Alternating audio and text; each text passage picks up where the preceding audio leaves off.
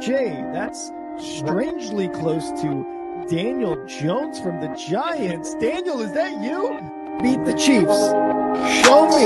If the Broncos and Russell Wilson can show me that they can beat the Chiefs, then I will start believing. The crowd up. And so are this defense, and Kansas City won't snap the ball again. The Denver Broncos have beaten the Kansas City Chiefs. Dave Montgomery on the Lions, former Bear, gonna make this his revenge game for sure. David Montgomery gets the touchdown that ices the game. No! And there's a flag. There's flags. There's flags. There's flags. There's flags. Snap. Hold. Kick. Denver wins! Denver wins! Let's go! They open. No! What happened? Oh shit. Yo, what's up, everybody? Welcome back to the only football podcast tonight. We're talking final regular season week games of the NFL, but we're going to start with first the 10 teams that have something to play for week 18. Then we're going to get into the predictions. Then we're going to talk about Pro Bowl snubs. Kyle and I are going to have a little bit of a debate. And then, of course, we're going to end it off with the chives. Oh, with Kyle. Oh, let's get it.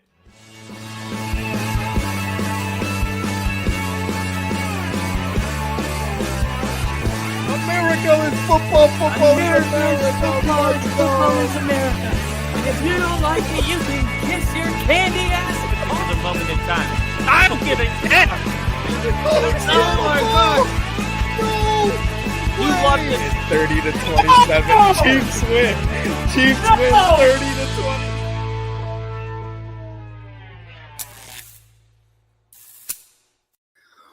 Woo! Sorry, that was... Ladies and gentlemen, welcome to the only football podcast, Week 18 edition. You win and you're in. You win and you're in. Now, the last couple weeks, for certain teams, the stakes have already been as high as they could be. Quite literally, there is nothing more than this. There is no football next week for those who fail to meet the task. And we'll talk about those tasks in a minute.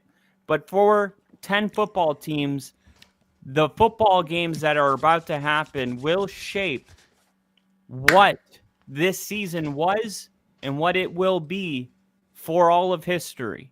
And that is an exciting time to make our predictions. So those 10 teams with something to play for. Just quickly going through it, and we'll roll right into our predictions. But just off the bat, the Lions and the Vikings. Yep. We know whoever wins is going to take the number 1 seed in the NFC. Can't wait to get your pick on that one. The Baltimore Ravens. All right. They've looked like the best team in the AFC North all season. The standings haven't reflected that, but they put themselves in a position to take the division with a win. And the Pittsburgh Steelers. This one is going to happen after the Ravens game. So the Steelers will know basically if they're playing for something, I believe, because is it true that the Ravens and Steelers are playing tomorrow? Yes, they will both be playing on the Saturday slate. It'll be Ravens, Browns, Steelers, Bengals. Yep. Okay, so huge, monumental. I mean, going to Pittsburgh versus going to Baltimore, especially the AFC North, we know when it comes to those toss-up games, we go with the home team. That's what we do. Yep. Those are going to be huge. And for the Steelers, we'll talk about it more, but they're on a major slide right now. Yeah. Do you really want to go into the playoffs on a 4-game losing streak? I don't think so. But will they have enough to beat the Bengals? Very exciting football games. The Tampa Bay Buccaneers, okay? Simply, they win, they make the playoffs, they capture the NFC South title. This is why I was banging the table for Michael Penix to start weeks and weeks ago. And now the Tampa Bay Buccaneers are going to prove me right when I said in the offseason that they were the team to beat in that division. And we will see if it comes to fruition. The Commanders, they have less to play for than most teams listed above, but it is noteworthy that Dan Quinn said in his press conference on Monday, we're going to go after it as hard as we can. I think the seeding portion of this is really important, and that we've discussed this as a team. We thought last night the vibe was awesome at the game. We thought we left some plays out there, and so for us, that leveling up as we're heading into this week with Dallas would be really important. We recognize having a 6 seed and going into the playoffs with that is a good thing. So we're going to fight like hell to keep that. Hell yeah. This is very important when you bring in to the equation what it looks like with the Packers and the Vikings or the Lions being the 5 and 6. Do you really believe that 5 and 6 are teams that are going to get bounced out of the playoffs? No, the Vikings and Packers are good enough to win their playoff games, which means the Commanders would have to go on the road to Green Bay or Minnesota. And the Commanders don't want to be in a position like Denver's hoping they can get into where everything's on the road. It would be a big, monumental boost if it were Green Bay going to the Commanders, or, the Minnesota-Detroit thing is sealed. But really, it's just about the Packers falling and the Commanders trying to take that spot from them. And then and then I'll just briefly go over these. Of course, the Bengals, they're playing the Steelers. They're going to need to get some help. And these are the teams that need some help, all right? The Falcons, similar to the Dolphins, the Falcons need to rely on Tampa Bay losing to the Saints. And by the way, the Saints aren't playing Derek Carr or Alvin Kamara is doubtful. I don't see it happening, but that's where the Falcons are at. The Dolphins need a win against the division rivals Jets, who I have a feeling are going to want to spoil their season in what might be Aaron Rodgers' last game as the Dolphin, trying to get his 500th touchdown pass.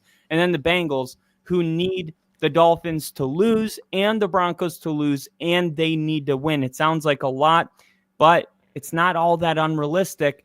And finally, Rick, the Denver Broncos, who need to win to get in, and we are going to kick off our predictions with that game right now. The Denver Broncos are world champions. They have just won Super Bowl 50. Congratulations to the champions of the world, the Denver Broncos. The Broncos remain without a playoff berth since they won Super Bowl 50. Been here for 7 years and all I've done is lost. Broncos country, let's ride. It's the worst trade in the history of the National Football League. With the 12th pick, the Denver Broncos select Bo Nix. There it is. Quarterback, Oregon. Bo Nix, his future's bright. I'd be excited if I'm a Denver fan. Nix to the air. Throws and caught. What a throw by Nix. The Denver Broncos take a huge step towards clinching their first playoff berth since 2015. The Haskins, touchdown Chargers. End zone. Higgins, touchdown. Bengals win. And the Denver Broncos will have to go back to the Mile High City and beat the Chiefs to get in. A win and you're in. You lose, you go home. You lose, you go home. Kyle, the biggest game of the Broncos season is Week 18, and you called it preseason. Yeah, I really did. And I remember the moment I did. It was when they were they announced their uniform schedule.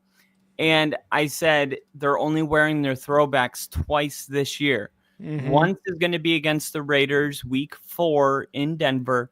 And the second one, in my exact words, which I believe is going to be a significant game, is going to be at home against the Chiefs. And I not only that, if Denver wins this, I also, just for fun, I get $100 because I actually bet their exact win total at 10.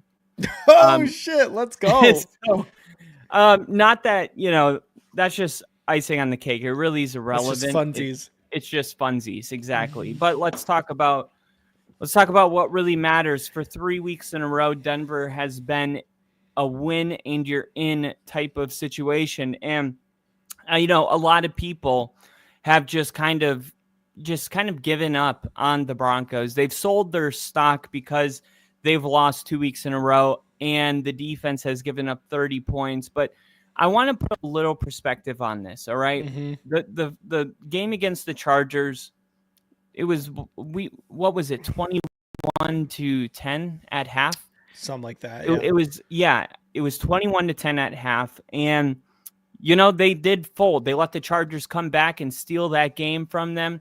And that was a really tough game, but it was definitely one that Denver felt like they should have won. They had the lead. They were having their way in the first half. And then Justin Herbert just played an incredible football game. And he showed the world why he's one of the best quarterbacks in the NFL. It was one of those games that is a gentle reminder for everybody that is maybe just been like, Justin Herbert, he's kind of good, but he's like Phillip Rivers. Phillip Rivers couldn't dream of being what Justin Herbert is. But I know they're both Chargers, and it's all fun and games. But I said the moment John Harbaugh was the coach that there is no Jim Harbaugh. I said there is no such thing as chargering. It's gone. It's not a thing anymore. And even podcasts like DNVR that I respect, you still had people saying their Chargers are just going to always find a way to charger. And I'm just like, stop saying that. It's not true. And here we are at this point in the season. Look at the game last week. We didn't recap it, but they end up scoring over 40 points on the New England Patriots. And it's just like the Chargers are a very good team right now. So I take that loss and I go, yeah, maybe the Chargers are just a bit better than we are right now. And then the next week, of course, I went to the game. You had one of the, if not the best game of the year against the Bengals. Bengals playing for everything. As good as Bo Nix has been, he's just not on Joe Burrow's level right now. And Joe Burrow played a hell of a game. And yeah, the defense gave up 30, but it's like that's going to happen when you add an extra quarter onto the game. And I feel like that's really important as well. But now it's only 2 losses, but it just feels like it's been a lot more than that. They didn't play their best game against the Colts in the first half. They were able to come back and make that game look like it wasn't a tough game when it really was for Denver. So it's been a couple weeks in a row of just being good and competitive. They're the definition of a fringe playoff team. They struggle against, the playoff teams. But they're definitely better than the teams that are in the hunt. Bo Nix is actually undefeated this year as a favorite. And nice. That's like what I will say about the Broncos is like, no, they're not elite yet, but they're trustworthy. They're a team that you can trust. They haven't laid any goose eggs on the Panthers. We have games where the Ravens lost to, I think they lost to the Raiders and the Panthers. Did they lose to the, no, just the Raiders. I think the Chiefs almost lost to the Panthers. There's been it was a close game. There's been really good teams that have had those type of games. Denver doesn't have those. So I do like that you can trust this team, but here we are, the Broncos at home, wearing the throwback uniforms that when they released those uniforms, it was a reminder. And I said this, I love these uniforms because they're a reminder to a franchise that has maybe forgotten how special it is to be a Broncos fan. When you have 10 years of missing the playoffs, it's easy to forget that you were a dynasty and you want the winningest franchise in all of sports at one point, more Super Bowl appearances and losing seasons. The epitome of what winning is what you thought of when you thought Colorado. The 49ers of our generation right now is what I grew up with. It wasn't always a Super Bowl. It took a lot of times where they would fall short, but they were always competitive and in the playoffs like the Ravens.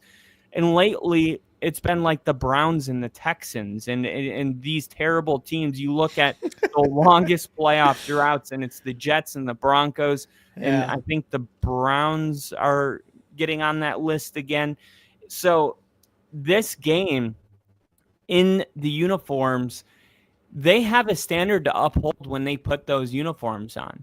You put those uniforms on, and you are saying, we cannot let this moment pass us by. We cannot put these on and go out here and lose to the backups of the Chiefs. And I hate this because everybody's like, it's the Chiefs backups. It's the Chiefs back. It's like, it's still Andy Reid. There's still a lot of good players on that team. It's not like college. There's only 52 guys on a roster.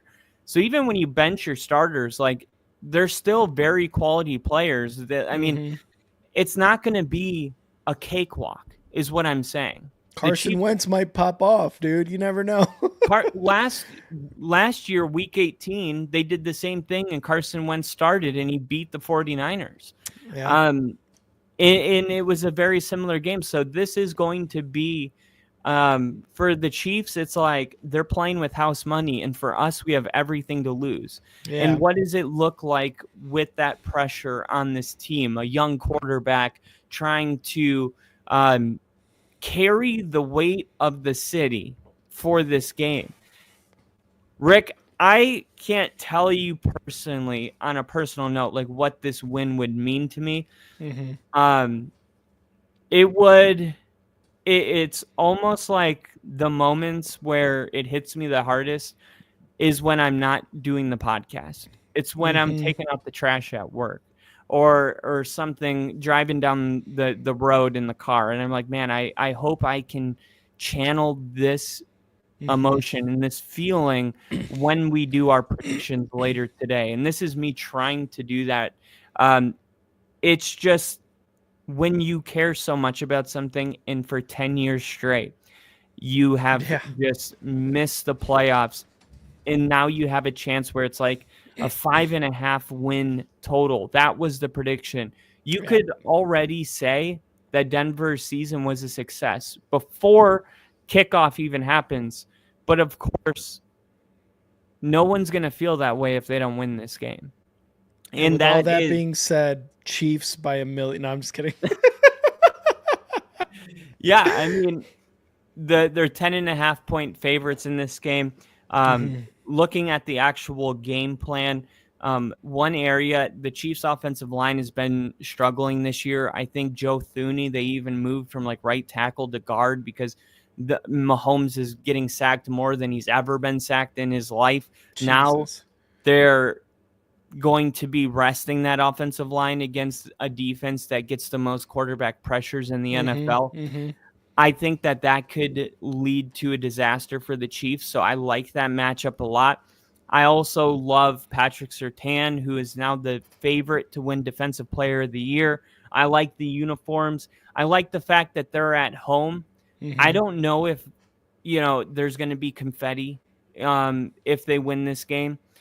But I do feel like that is going to be the type of energy that is going to be around the stadium. Like the club dub in the locker room, they're going to set the building's smoke detectors off because of how much smoke is going to be pouring out of that room from the fog machine. Yeah. Like this is an opportunity to really just put an exclamation mark on what has been one of the most fun seasons to watch in the last 10 years of our lifetime. And Sean said today in his press conference, he said, every year you take a team photo. He said, I asked my personal assistant, how many team photos have I been in from like when I played football till now? He said 55. He said, I think I know where 8 of those pictures are. He was like, there's like 8 of them that, they're real important to you and you keep them. He said, this year, he said he went into the locker room and he showed the picture of the team photo to the players. And he said, keep this photo because this is going to be one of those teams that you're never going to forget. This is going to be one of the most special seasons of your life. And he's like, as a coach, I'm telling you already that I will never lose this photo. This team, the way that you guys fight, the third youngest team in the NFL, a rookie quarterback.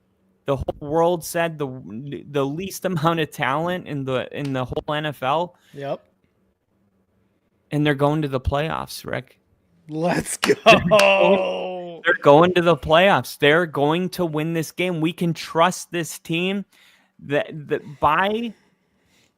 are less than 48 hours away from the Denver Broncos knowing that they have to go to Buffalo in less than a week and take the Bills. And it's like, you win that game, you lose it. Who gives a shit? Like, you made it to the playoffs. This is going to be the most important game that I've seen in 10 years. I was 20 years old last time there was a football game. You couldn't even drink. I could not even drink. Couldn't even. I mean, you were, but you couldn't legally. But legally, I couldn't. So yeah, I know I went a little long on this one, but it's hard not to with the gravity of the game and what it means to the players. And Cortland Sutton, man, they asked him, he was like, I feel like Herm Edwards over here. You play to win the game. He's like, you guys keep asking me about them playing their backups. He's like, we don't control what they do. He was like, anybody that's wearing red and white and gold, we have to beat them. The Denver Broncos have to win this game. It doesn't matter who they're playing. It's as simple as that. The Chiefs would love nothing more than to spoil their divisional rivals' expectations and hope with a backup quarterback. I mean, that is like the most humiliating thing that you could even come up with. But it's not going to happen. I mean, it's not going to happen. And Denver's going to win this game, dude. And Mile High, the city of Denver, they are going to be celebrating all night long, including this guy. I took off Monday for this shit. I love it. I took a vacation day because this is going to be the most fun it's been to be a Broncos fan in a decade, and I'm here for it. Let's fucking go. Even Ginger loved it. He said that was really fucking beautiful, Kyle. And I do want to give a shout out to Ginger. We got KC, your arch nemesis for Sunday. We got Bill in here, and we had Daniel Barry in here. So shout out to you guys. Thanks for being here in the stream. I honestly, man, this is you said you went long and that you apologized, but I get it. I get why you have to be psyched for this game. It is a win and get in, like you guys saw at the video that we played right before going into the Broncos and Chiefs. It's that important. Who was the guy who was saying I've been here for 7 years and all I've done is lose? Garrett Bowles. And he's been there for like 9 years now, 8 years, something like that. Yeah, he's and he just signed an extension. Actually, after the Bengals game, when he was walking to his bus, I said, "Congratulations on the contract, Garrett. You're going to be a Bronco for life." And he went like that. Nice. So he loves it there. Like, he is one of those guys that wants to be a Bronco for life, proves it by signing that deal, and it's going to mean one of the most for. He's going to be one of those guys that once you guys make it to the playoffs, he's going to be like, let's fucking go. Like, this is what I've wanted my entire career, and now we're finally here. Look, the backups for the Chiefs, it is what it is. You got to go with what Pat Surtain said. We can't control what the other team does. The only thing we can control is making sure that they don't get in our fucking end zone, right? What did I say last week's predictions? I said that defensive line, that defense for the Broncos was going to get to Joe Burrow. They got to Joe Burrow. They got to him a lot of sacks, a lot of pressures. And that's what they're going to do this week again against Carson Wentz. They're going to get to him. They're going to make Carson Wentz make mistakes. And guess who's going to be there to pick it off? It's either going to be Riley Moss or it's going to be motherfucking Pat Surtain II, who's going to return it for a fucking touchdown. I'm calling a pick six right now, and I'm calling the Broncos to win the game in Week 18 to get to the fucking playoffs, baby. That's what we're doing all 2025. Broncos to the playoffs. It is going to be a hell of a game. Jinja, yes, Carson Wentz is going to be starting for the Chiefs. No, man, but honestly, like, the defense is going to get to Carson Wentz. Like, if the offensive line for Patrick Mahomes has been struggling, and you've got a defensive linebackers, edge rushers that get to the quarterback on a consistent basis and are winning their matchups in a consistent basis and one of the best in the NFL, they're going to get to Carson Wentz against this backup offensive line. They're going to get to Carson Wentz. They're going to intercept them. They're going to get a pick six. They're going to make life hell for the Kansas City Chiefs in Mile High Stadium. And Bo Nix, I think he knows what's on the line. In his mind, him, Cortland Sutton, Mims, all these guys, Audric Estime, all of your running backs, all of your players on the offense, especially Garrett Bowles, they know what the hell is up right now on Sunday. They know what is on the line. Who gives a shit if the Bengals lose? Who cares if the Miami Dolphins lose? We control our own destiny. We need to win this game. And that's exactly what's going to happen. Bo Nix, 3 touchdown passes, 250 yards. Yeah, let's go. His Bo Nix's career is, what do you call it when something's covered in something? What do you mean? Like there was a word and I was trying to think of it, but it's like his career is full of important like games with high stakes, a lot of pressure. Oh yeah. In him playing lathered. Lathered. Ginger's got some other stuff in mind. Tainted.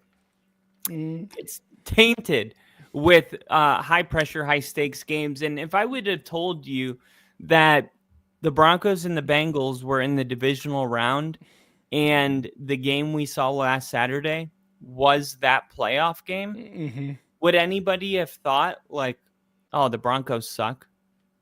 Or would they have been like, damn, they played a really good game. They just, Joe Burrow did his thing. And that was a playoff game for both teams. So like, I understand that they've lost 2 in a row, but at the same time, like, I'm not so quick to just be like, oh, it's Carson Wentz, no problem. Because, like I said, Carson Wentz last year won a game in Week 18 when Andy Reid benched all of his starters against the 49ers. Like, it's still the NFL.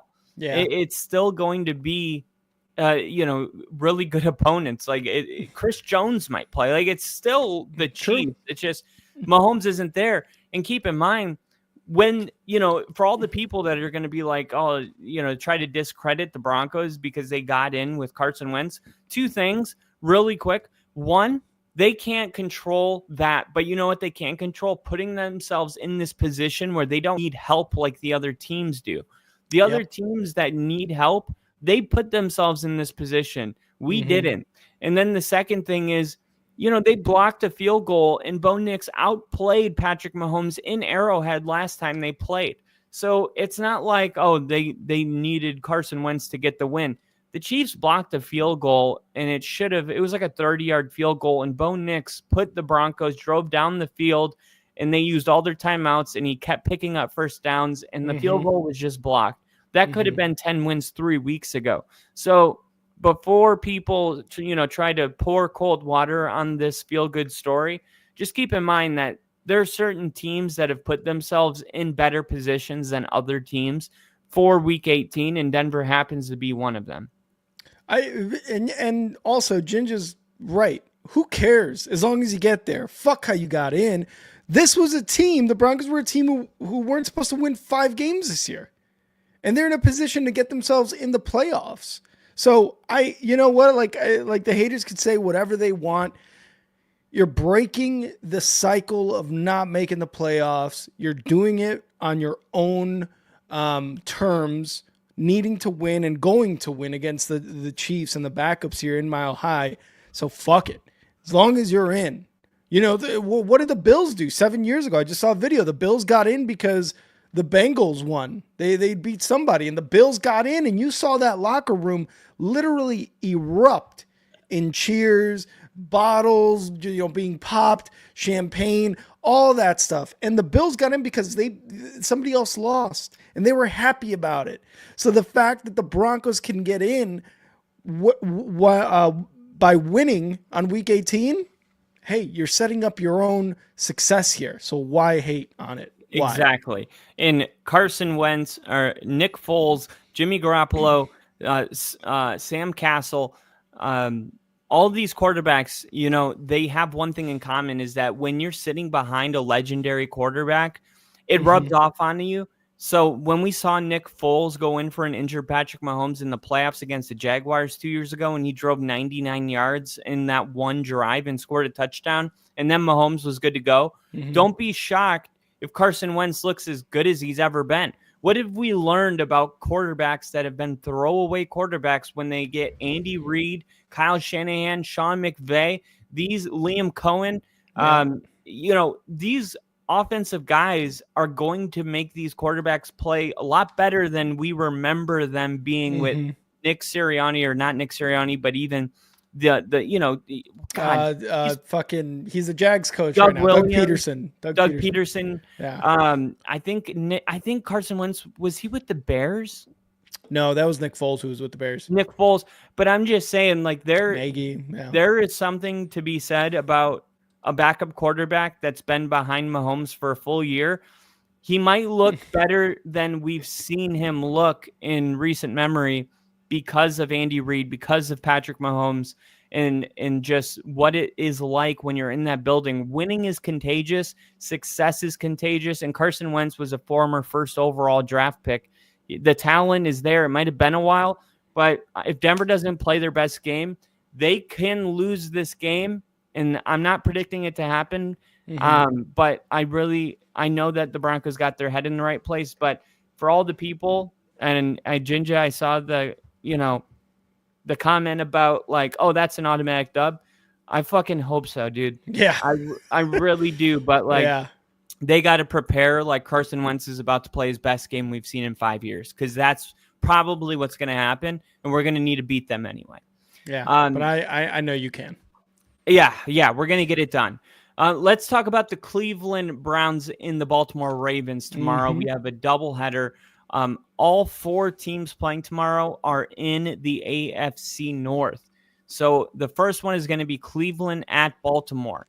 For the Baltimore Ravens, right? We talked about their season, how it's had ups and it's had downs.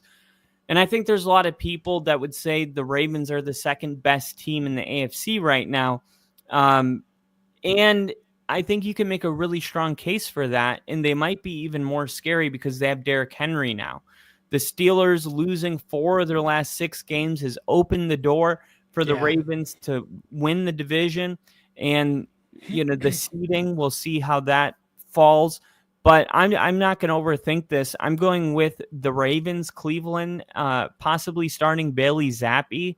They have no motivation to win this game. They're 3-13 in a 4-way tie for the worst record in the league. Winning could push Cleveland down the draft board. So I don't think that they're going to tank, but I don't think they're going to win. And I think the Ravens are going to win this game by 21 to 24 points.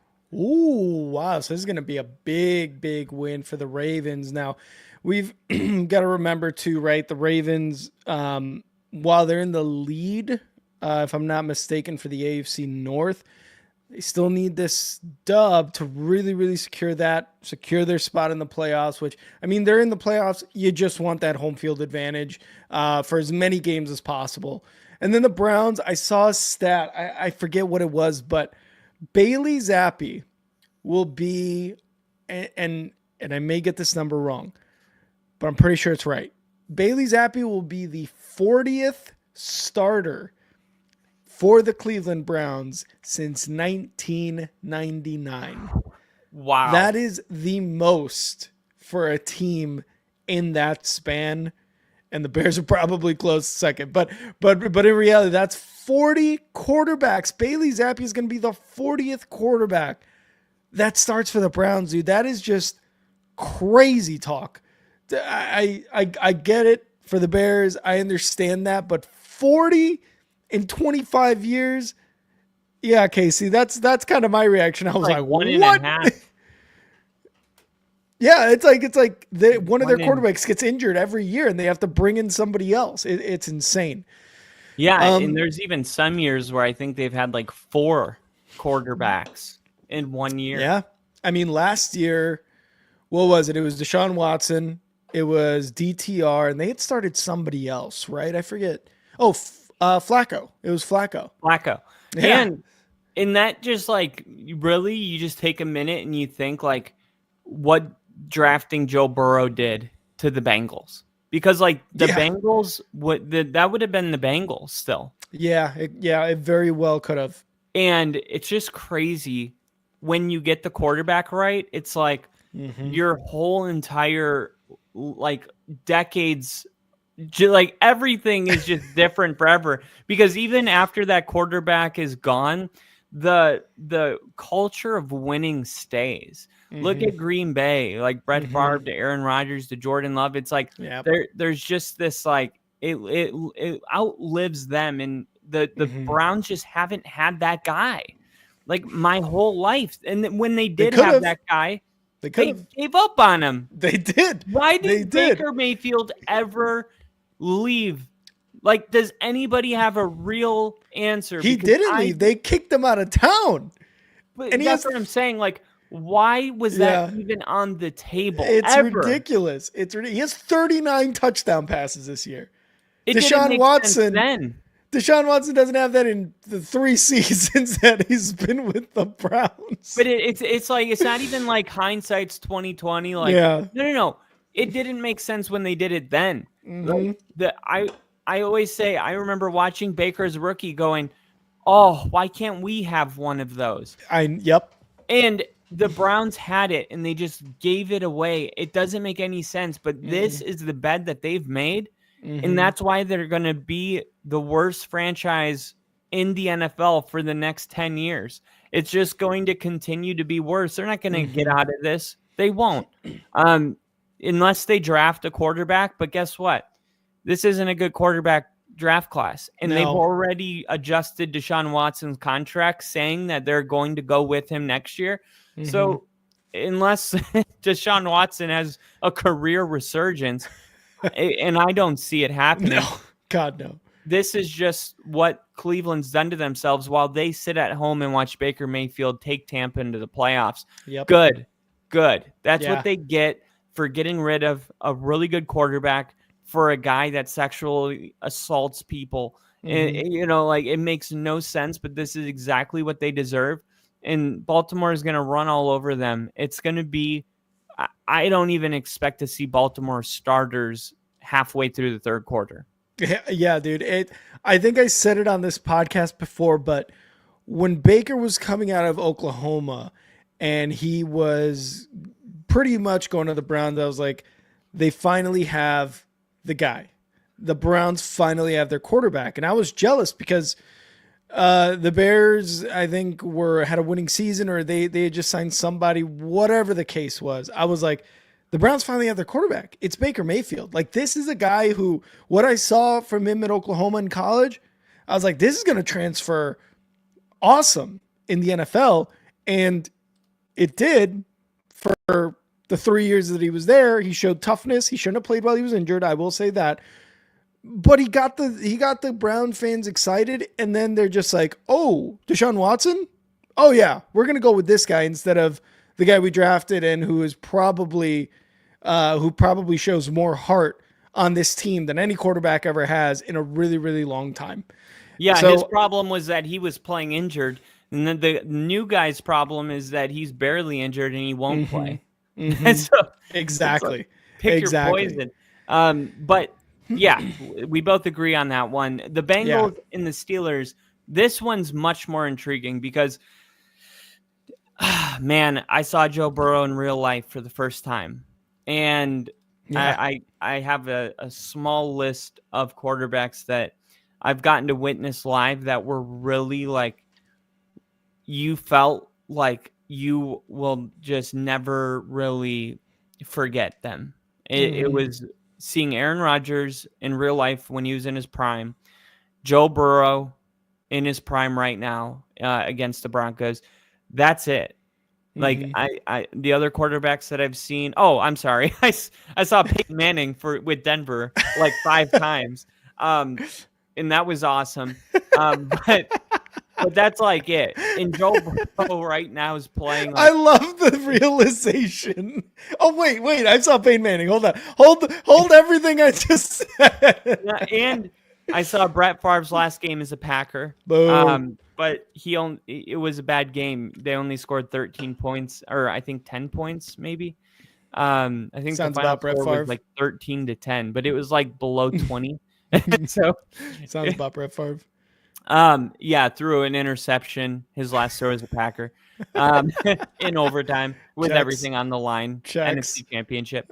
But yeah, I mean, Joe Burrow's just playing at a different level right now. T. Higgins is dealing with an injury, so that is a really big thing to track for this game specifically, because the difference that the team is with T. Higgins, and that's why Joe Burrow's so smart. He's already taken it to the podium where he's like trying to get T. Higgins signed because he knows how valuable T. Higgins is. And most of the time, I'm not for paying 2 receivers top money, but in the Bengals case, like, I understand the thinking of like, yeah, maybe we won't have an elite defense, but maybe we could just draft and get some guys that are cheap and have an average defense and just score 40 points. I can honestly, I can see the logic there in Joe Burrow wanting to keep T. Higgins. So does T. Higgins play today? I mean, look, last week,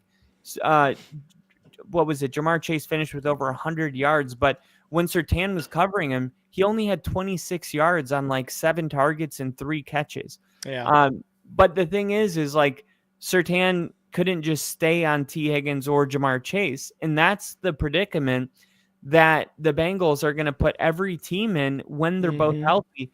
So if it could have just been, there was no T. Higgins and it was just Jamar Chase, I think Denver wins that game. So he's the difference in a win and a loss, and I think he will be in this game too. I don't think the Steelers at home want to go to the playoffs with a 4-game losing streak or losing 5 of their last 7. I just don't think that's the case. So I think the Steelers are going to play their best game.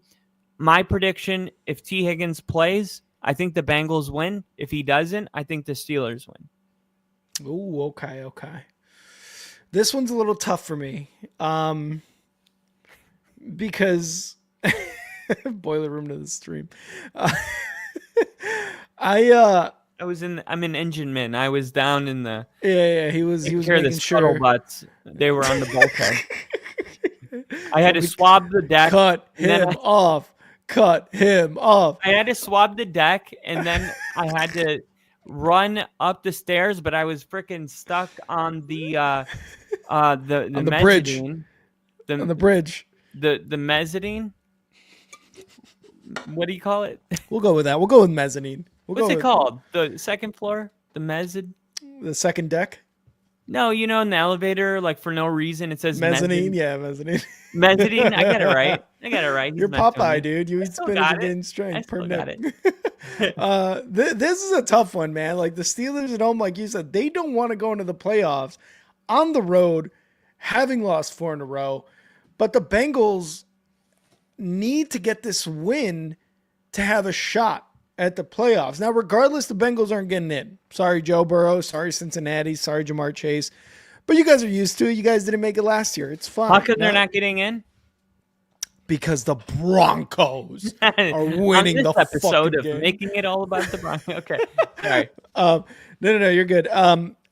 This is a tough one for me because of those things. And I've got to lean towards the home team in this case.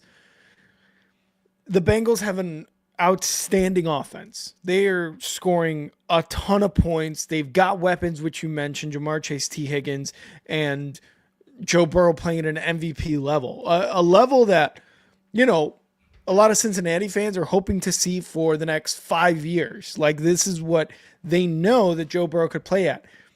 Steelers have a much better defense than they have, but I don't know if they're going to be able to hold them back as much as the Broncos did last week. Like, they pushed them into overtime. I don't know how the Steelers defense is going to do that against Joe Burrow and the Bengals. The only thing the Steelers got working for them is let's outshoot them. But it's going to be tough with Russell Wilson and George Pickens being his guy. Obviously, you got Freiermuth, you got Najee, and you got Jalen Warren. I don't know how much of a factor the running backs are going to play, but you are, as a Steelers fan, you're literally hoping that Russ, like, gets in a shootout with Joe Burrow. I don't know how plausible that is, but the Steelers are going to need a big game from Russ. They're going to need a huge game from Russ.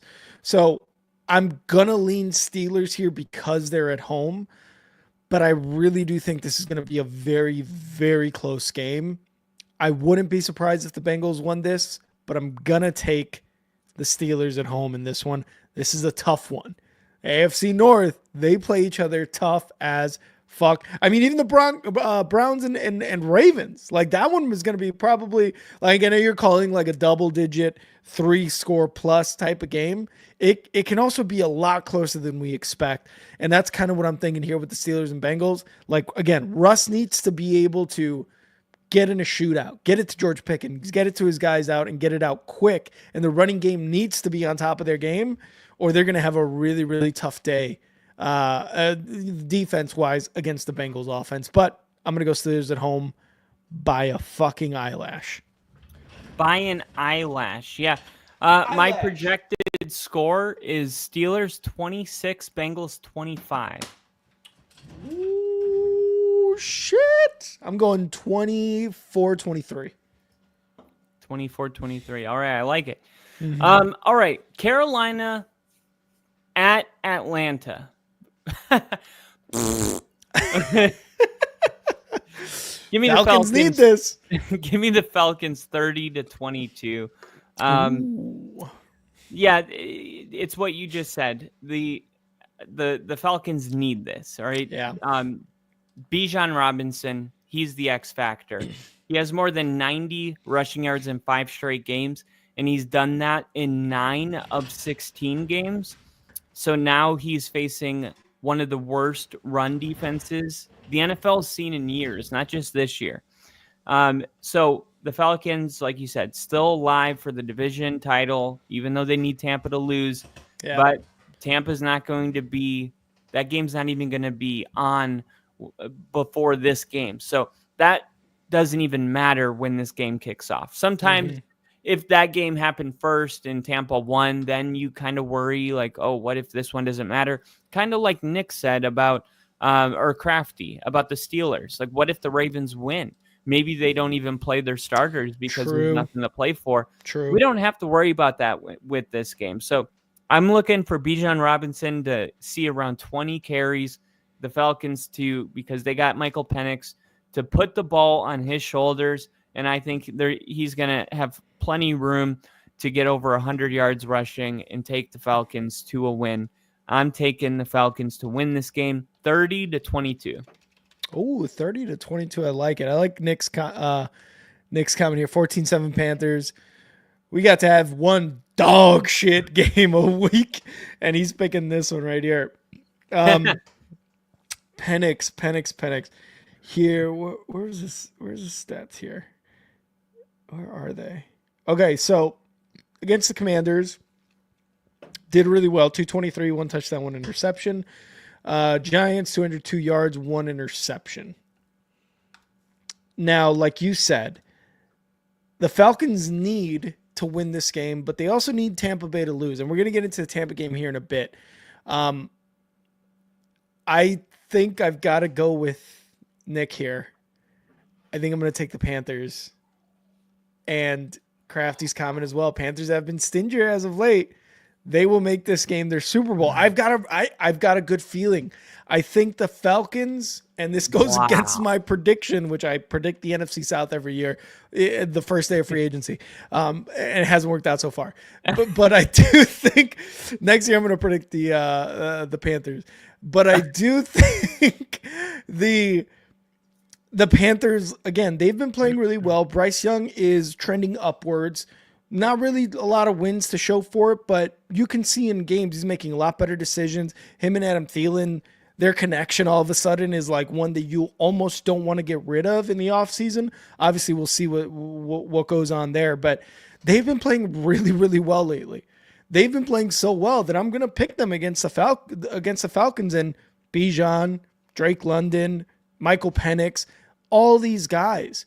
And I think they do it because that Falcons defense is just not good, man. It is not good. I remember talking about their addition of who's the edge rusher they got? Matthew Judon from the Patriots. Have you heard Matthew Judon's name? I think he got a sack last week. Other than that, like maybe last week, like in the entirety of the season, have you heard any talk about Matthew Judon is killing it here? He's doing this really well. Blah, blah, blah, blah, blah. Well, in all fairness, whenever your team is losing, even when you're having a decent season, it doesn't really get talked about. I get that, but even still, like, I feel like even when the Bears were dog shit and they had Roquan Smith and Khalil Mack, it was like their names. He's bad. Yeah. PFF has him ranked 182 out of 205 edges. He's old, man. He was like 31 years old or something. 32. And that's not to say being 32 is old, but in football years, that's old. So he is 37th in snap count. I thought you were going to say he's 37. I was like, what? 37th in snap count. He's played 609 snaps, which just makes his overall grade even worse. Oh my God. So, and look, like Matthew Judon's probably having a down year. He's coming off of an injury, but for me, I just think that the defense for the Falcons is what's ultimately going to lose the game for these guys. And I think the Panthers do come out with it. Like I said, I agree with Nick. I don't know about the score 14-7. I got like a 20-17, 20-14 game. It's by a score. I think it's going to be close, but at the end of the day, I'm going Panthers. Fair enough.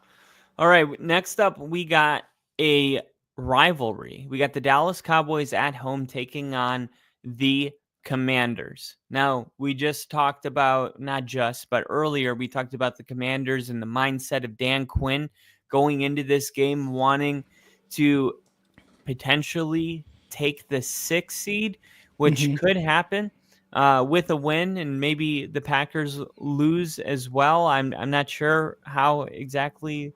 I'm pretty sure that's it. The Packers, if they lose because they have 11 wins as well, they would finish the season 11-6, and then is this Commanders? No, the Packers would be, or the Commanders would be 11-6, and the Packers would be no.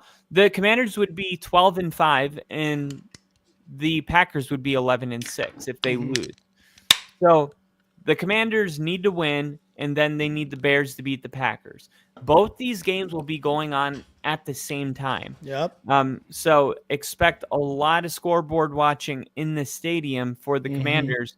Definitely all televisions will be turned on in the locker room if the Dallas Cowboys are nice enough to give the away team a TV. Have you seen some of these locker rooms that the visitors get? No. They are dog shit, dude.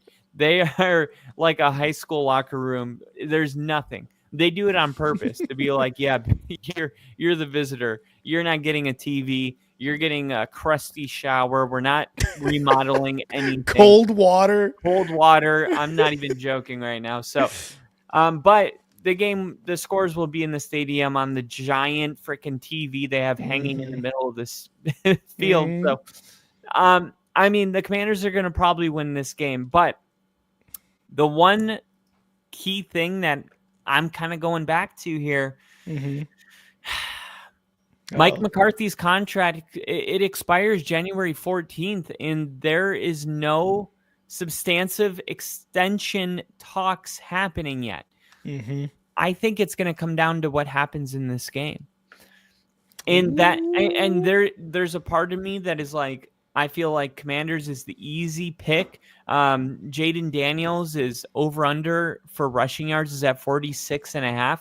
He's had a rush of 23 or more yards in 4 of the last 5 games he's played.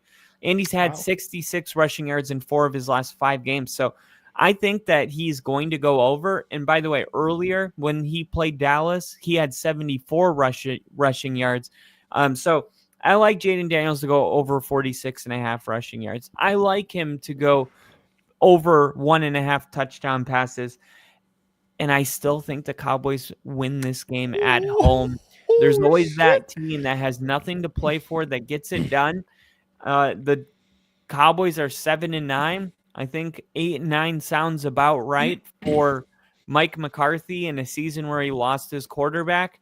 And we can talk about it on my tribes, but I think Dallas should pay Mike McCarthy, and I think that they should get excited to get Dak back next year and continue to try to make the Super Bowl. No, it's not easy, but what do you think Miami should do? Get rid of Tua and fire Mike McDaniels? Like, can we just stop trying to give up on teams that are good? No, not everybody gets to have Andy Reid and Mahomes, but if you have a team that you feel like can take you to the playoffs, then you know you only need to win 3 games to win a Super Bowl. And that should be the mindset. Dallas wins this game at home, restores the faith in Mike McCarthy, and gets fans excited for 2025. Oh, what did you put a score to this, or did you say they're going to win? I'm going to go Cowboys 27, Commanders 21. Oh, okay, all right. So it's a decent scoring. Dowdle has a big game. Ricky Dowdle has a big game, and the Cowboys feel like he's going to maybe be the lead back next year, and fans are going to hate it. They're going to go all in and bring in Ricky Dowdle back. I think they're going to do something this offseason. I don't think they're going to have 2 in a row like that. I hope so, because being a Bears fan is clearly worse than being a Cowboys fan, but goddamn does it suck being a Cowboys fan, knowing you have this much money and you don't do shit with it. Yeah, and that's what I was going to say. The last thing is, I think part of the Mike McCarthy stuff is like they might want to interview like what's his name, Ben Johnson, Vrabel, Liam Cohen, Flores. Yeah, like what if Ben Johnson was like, yeah, I'll go be the freaking Dallas Cowboys head coach. So maybe if Ben Johnson's like, no, I would rather be in Chicago, then they stick with Mike McCarthy, but they just need that communication to open up, and it can't really until the season ends. So, I think that the potential candidates might be why Mike McCarthy hasn't been resigned yet, but we'll get those answers pretty quick. Yeah, and I agree. I was kind of going to bring up that same point when you were talking about, getting rid of the coach, the quarterback, whatever. There's a good shot that the Dallas Cowboys are going to want to do that same kind of like interview. They know what they got in Mike McCarthy. They know that Mike McCarthy's like peak is the Cowboys last year.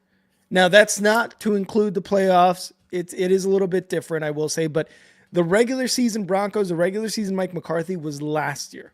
That's fucking great. I would love for the Bears to have that type of season offensively.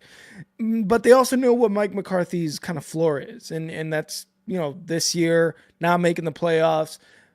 And again, you have to look at what Jerry Jones failed to do in the offseason. So I agree that they're probably going to be looking at some other coaches. I just don't know how much those other possible coaching candidates are going to love the fact that Jerry Jones is the GM and owner. So I know that's going to be an issue with Ben Johnson, and we'll talk about him a little bit later when we get to one of our other games. But this game, Commanders and Cowboys, Commanders are just fighting for a seeding at this point. Obviously, they do need the Packers to lose to the Bears. We'll talk about that game here in a sec. And they can only do what they can do, and that's beat the Cowboys. And then luckily these games are going on at the same time. So one of these teams is going to figure out what the seeding is going to be, whether it's in-game, whether it's post-game, whatever the case may be. For my prediction, I think I'm going to go Commanders. I think I'm going to go Commanders on this one.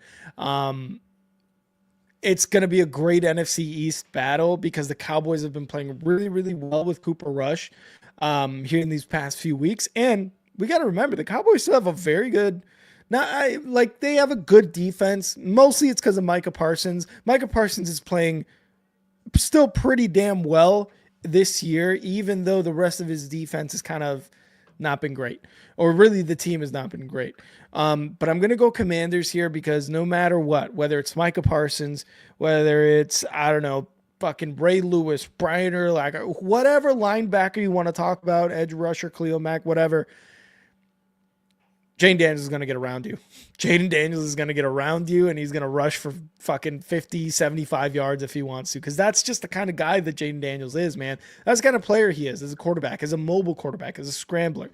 He's going to get around your best guy every single time you can shadow him. Jaden Daniels is going to get around him, whether it's for 5 yards, whether it's for 10 yards, whether it's for a 30-yard touchdown scamper. He's going to get around your guy. So I have a lot of faith in Jaden Daniels against this defense, in this Commanders team against this Cowboys team. So I'm going to go Commanders here. I'm going to go a slightly closer score than you. I'm going to go 30-27 Commanders in this one. Okay, so I think score. Yeah, because Cooper Rush has been playing really well, man. And you mentioned Dowdle. Obviously, CeeDee Lamb is no longer playing because he's been shut down the last couple seasons because of an injury, or couple games. Wow. Last couple games because of an injury. He's done.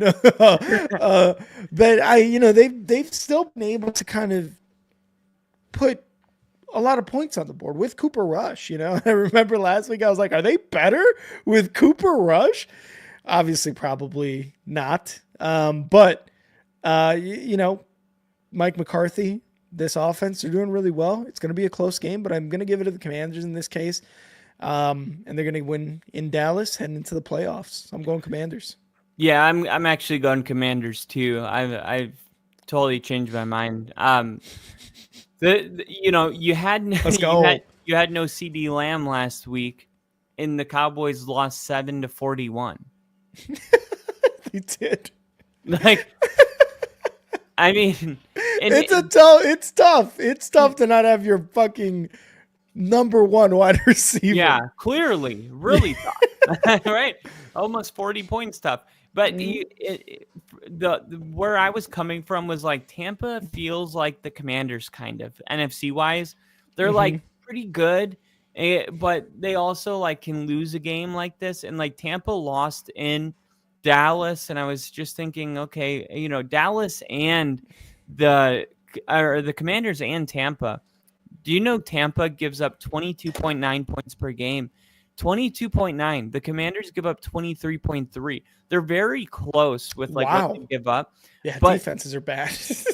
Yeah, they're both 17th and 19th. So, but the one area that the Commanders are really good, and I don't think people know this, their passing defense is ranked 3rd in the NFL. They have only given up 187 passing yards per game, and there's no CeeDee Lamb. I think this could be one of those games that is 31-3. The Cowboys could not score a touchdown this game. I just keep forgetting about CeeDee Lamb. Yeah. And you bring it back up, and I'm all in on the Commanders winning this game. I was just laughing because Nick made this comment. Cowboys make blockbuster offseason trade for Javonte Williams. Blockbuster trade. Oh my gosh. All right. You talked about that being the Super Bowl. Well, this is going to be Rick's Super Bowl. Mm-hmm. The Chicago Bears. Bears. To Lambeau Field. The Bears are 4-12. They haven't won a game since the Hail Mary, which happened in 1998. No, fucking feels like it, dude. Feels like it. But as much as we joke about this being their Super Bowl, this is one of the best, if not the best, rivalry in the NFL. And I know people say in order to be a rivalry, you have to be competitive. It's actually not true because people say Ohio State and Michigan isn't a rivalry because Ohio State wins so many. Michigan won this year. Nobody They've won the last 3. They won the last 3. Yeah. People just say that to try to shit on the other team. Exactly. But the truth is, certain rivalries will always be rivalries. The Bears could lose the next 40 in a row, and it would still be a rivalry, and it would still be one of the best because of the history. And if you look at the all-time win-loss, it's actually very close. So I know the Packers have had, I think they've won the last 11, and then before that, I think it was 10. LaFleur is not lost to the Bears. LaFleur has not lost to the Bears. It was weird because the last time the Packers had a 10-game winning streak on the Bears, it was a game, I believe, in 1998, and you guys, Walter Payton just died. Yeah. And they were honoring him, and Brett Favre drove down the field, set up a Ryan Longwell field goal, and the Bears blocked it and won the game. Wow. The Packers had another 10-game winning streak on the Bears this year, and the Bears drove down the field, and the Packers blocked it to extend it to 11. Now here we are, 11 games again. Will the streak get snapped? This is why it's a Super Bowl for the Bears. It has nothing to do with the Packers and all that. Like, yes, the streak, God, I know it must be important to snap it. But the other thing is, like, Caleb Williams beating the Packers in Lambeau, that was on the list of things that needed to happen. Like, the winning season and the playoffs might not happen, but beating the Packers in Lambeau is one of the big wicket check marks that if he could do his rookie season would mean the world to Bears fans. And the other thing is, I think he can get to 4,000 passing yards potentially if he throws for like 500 yards in this game or 400 something. I think he's close. Let me see what he's got here. Caleb, he's close. He's at like 36, 35 or something. Oh, 3,000. No, he would need 607 yards. Yeah, he's got, what did you say he had? Screwed him. Yeah, 33.93. So, he'd need 607. The Seahawks game and the Vikings game, he just combined for like 300. I mean, he had 122 against the Seahawks and 191 against the Vikings. If he would have thrown for 250 yards in both those games, like, he would be within striking distance. But regardless, this would be a huge game for Caleb Williams and the Bears, and something that could actually catapult the Bears' optimism moving forward, and it would be a real crusher for the Packers, and the Bears would love that. So what do you make of this game? How do you find a silver lining with the season you've had in a game like this in Green Bay, Wisconsin? It's supposed to be 12 degrees, by the way. So what do you make of all this? First of all, Nick, I hate you with these comments. 36-3 Packers. Williams is going to get sacked 13 times this game. He only needs... You don't gotta like rub it in. I've thought about this quite a bit because, you were talking about the rivalry, and the Packers have won 11 on us. They win this week, week 18, it's 12. It has been every single game that LaFleur has coached, which, to his credit, good for him, man. You block a field goal this year to keep the streak alive. He's been doing well. You can't be mad at him because this is what, like, Lovie Smith did against the Packers. Like, Lovie Smith, his press conference back in 2005 was, we're going to beat the Packers. We're going to win the NFC North. We're going to go to the Super Bowl. And he beat the Packers. I think his record is pretty good against the Packers. The thing is, he won against the Packers, which is something our coaches, as of late, cannot fucking do. But LaFleur has done really, really well. Regardless, every single year, the Packers is a Super Bowl. It's a mini Super Bowl. Whether they have beaten us 10 in a row, or whether we've beaten them 10 in a row, or we've gone 5-5 the last 10, something like that, right? Like, every single year, the Packers-Bears game is a Super Bowl for both teams. I remember a saying that I've kept with me for so fucking long, and it is probably something I read back when I was a kid and, was getting into football and the Bears for the first time ever in my life. And it was, The Bears, and this is back when it was a 16-game season, the Bears could go 2-14 as long as those 2 wins are against the Packers. That's how much this rivalry means to the Bears and Packers. Packers have gotten the best of us. There's no denying that whatsoever. But I'm going to tell you this right now. The Bears get a Week 18 win against the Packers, and the Commanders win. And if we just knock the Packers down 1 extra seed, because we know they're in the playoffs, that is a Super Bowl enough, man. That would be such a sweet feeling, not only because we broke the streak, but because we were able to knock them down a bit for the playoffs. Last season, this same week last year, what'd I say? They're going to beat them, knock them out of the playoffs. Didn't happen. If they can do it this year, it would be so sweet. Even if they're already in the playoffs, it doesn't matter. But I just want to give you guys kind of an insight as to like, that's how much this rivalry means. And Kyle's family, they're all Packers fans. They know this feeling. They know that every year, every season, they want to go 2-0 against the Bears, and the Bears want to go 2-0 against the Packers. That's just it. We circle these games on the schedule and look at this historic rivalry dating back to 1920.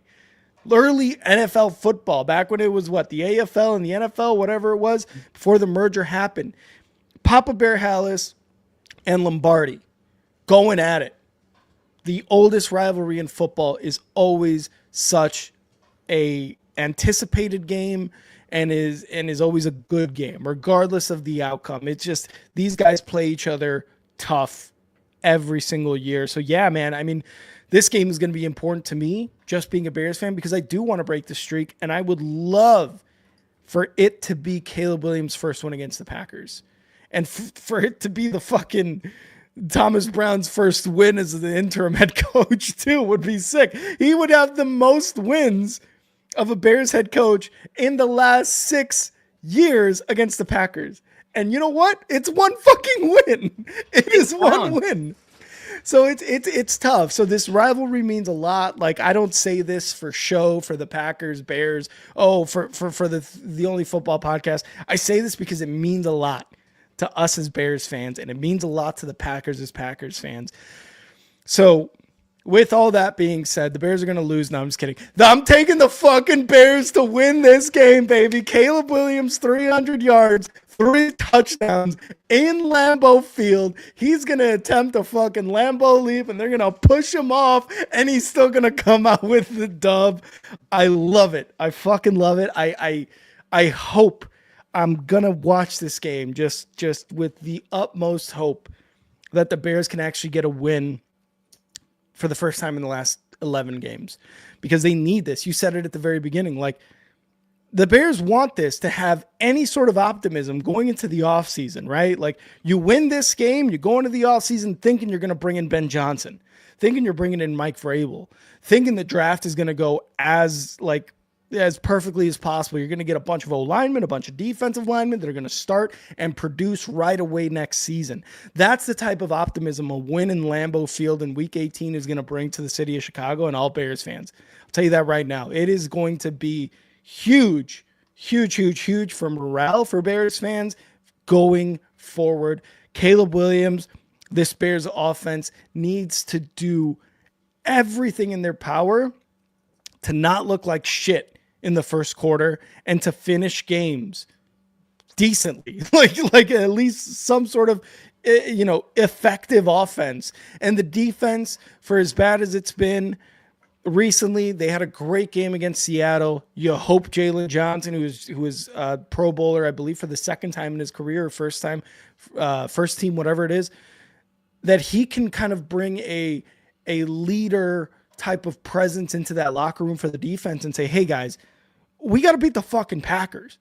I haven't beaten the Packers yet, and I'm the longest tenured Bear on the defense here. We need to beat the fucking Packers. He's going to want to intercept Jordan Love, take it all the way. Regardless of if he takes it all the way or not, he's going to want to be the guy that they can kind of play through. It's just, for some reason, I don't know if Jalen Johnson has that captain in him, even though he is a captain, but he needs to be a voice in that locker room. Not Tremaine Edmonds, not fucking Montez Sweat, although he's a very good player, but it needs to be Jalen Johnson. He needs to say something inspiring to all these guys to be like, look, We got to beat the fucking Packers. We suck this year. Ever since that Hail Mary, it has been nothing but dog shit football from us. We need to beat the Packers. And I think the defense is going to come up huge against Jordan Love and this Packers team. Look, I think by the start of the fourth quarter, Packers may rest the rest of their guys, knowing that they got to go either on the road, that they're going on the road the following season in the wild card. And I think the Bears are going to be able to take advantage of that, regardless of its starters, its fucking second stringers. Bears are going to take advantage of that, and I think Caleb Williams in this offense is going to deliver because everyone in that locker room knows how important this Packers game is to the Bears organization and Bears fans. I'm taking Bears. And the last time the Bears have won on the road on Sunday, 2021, October 10th, 2021. It's so bad, dude. It's so bad. And I know what Kyle's doing. Kyle's going to troll me right here. Kyle is going to troll me. Give me the Packers. Fuck you, Kyle. No, it really wasn't. I was actually walking away because, Rick, how is that a real life stat? I'm mind blown. No.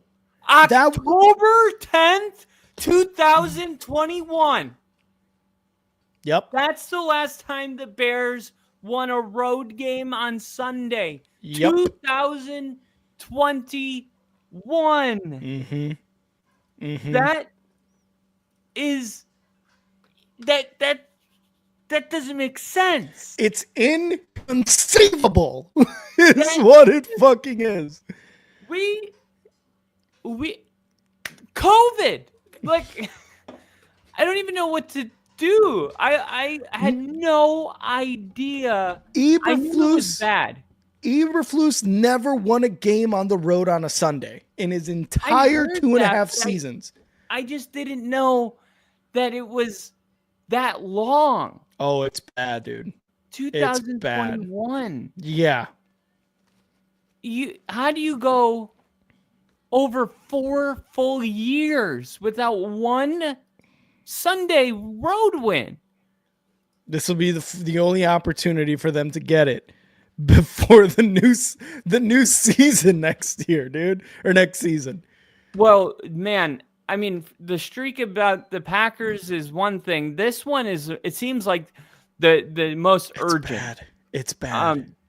I was going through it and I'm like, oh, here's a road win. And it's like on a Friday. I found one on a Tuesday.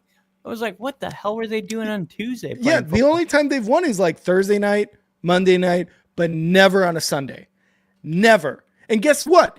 80% of your fucking games are on Sunday. How do you not win one on the road? How? It's ridiculous, dude. It is ridiculous what Bears coaches and what this Bears team has had to go through these last 4 years.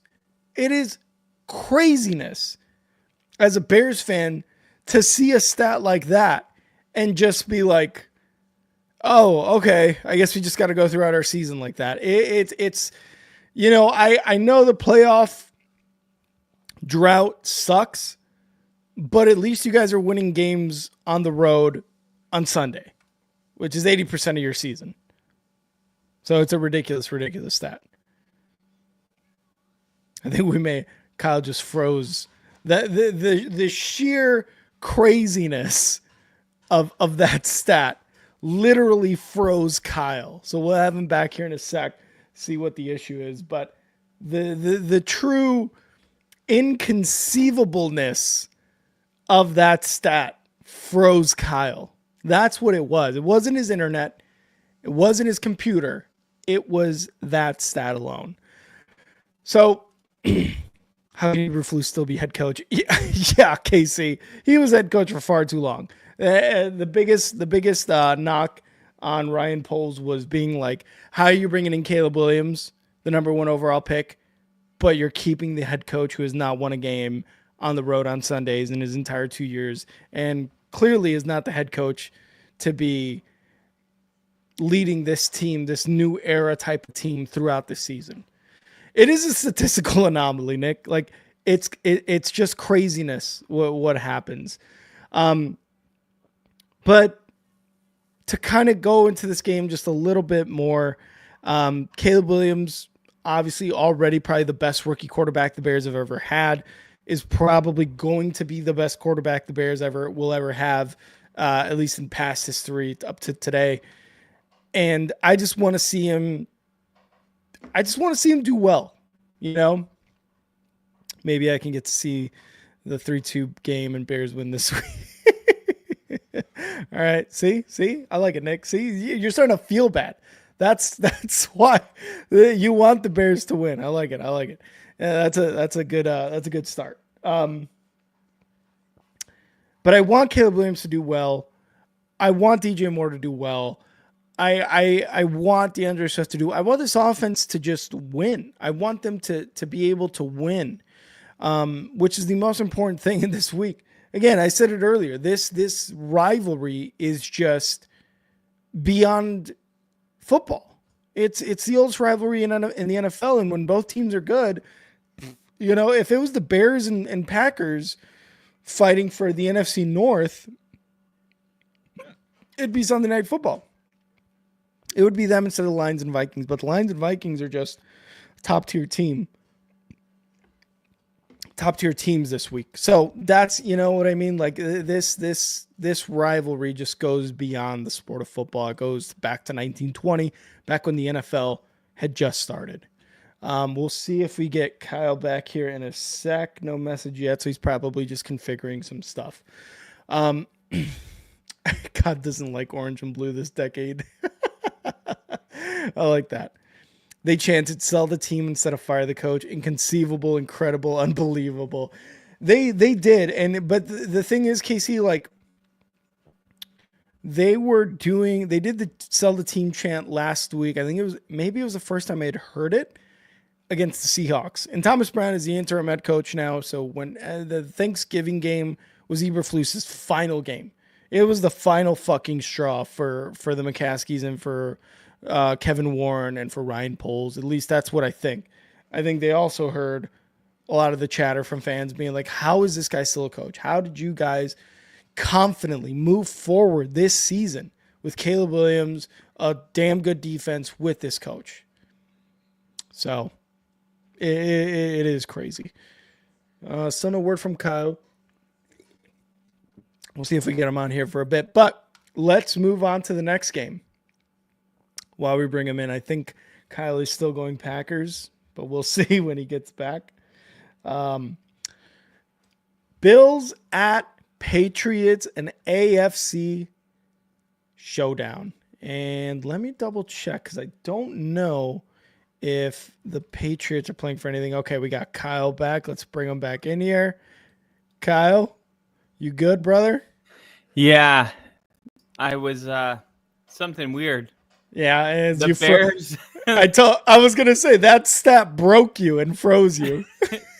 I had no idea, but I don't know what happened there. I think my computer just needed a restart. Okay. You know when you keep your computer on for like months without a restart? No, I don't know that feeling. No. Oh, I'm the only one that does that. Okay. All right, just to kind of wrap this Bears-Packers thing up, who you got, Kyle?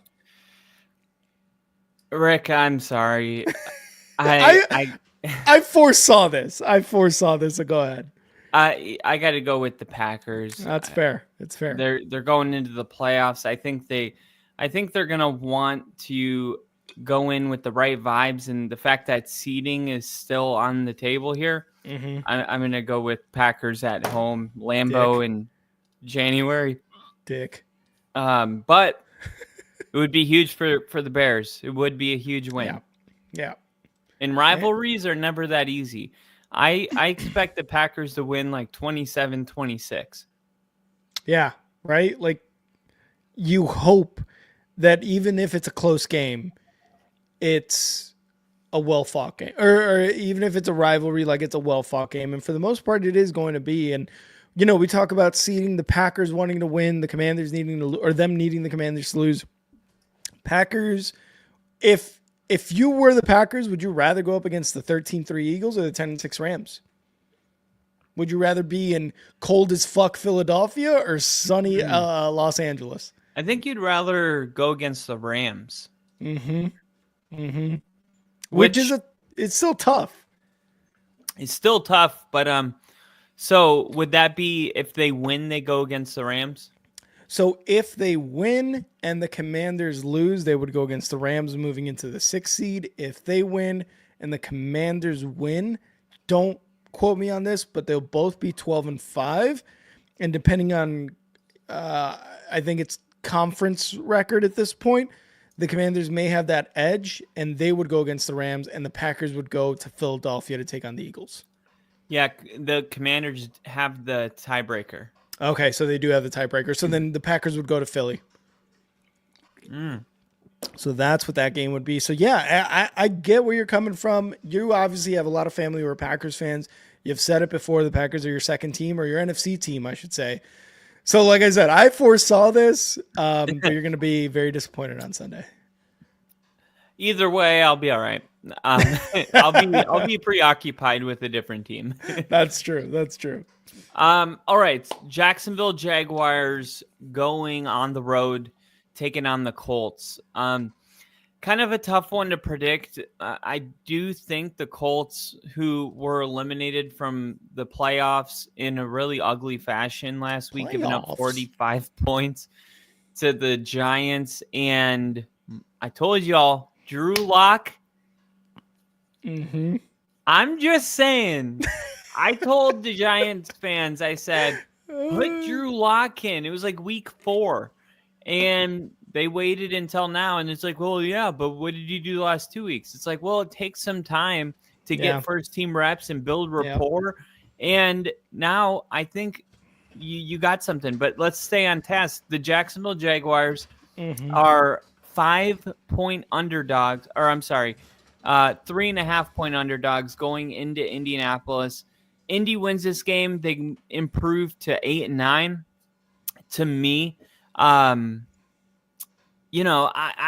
see the Colts winning this game, but I'm not very confident in it.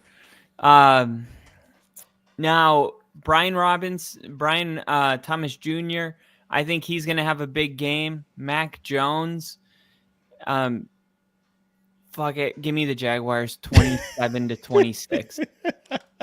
This is such a nothing game, and I love this comment again by Nick. Okay, this might be the weekly dog shit game. This is such a nothing game. The only thing I think the Jags are playing for are just being like, okay, hey, Mac Jones, go out there, show him what you can do. Also, Doug Peterson, show that you're still somewhat of a decent coach, and before you get fired, and show that you can still coach a win with Mac Jones as your quarterback. Like, that's what the Jags have got to play for. The Colts, the Colts are playing for, like, is it Flacco that's starting, or is it Richardson? I think Richardson's hurt, right?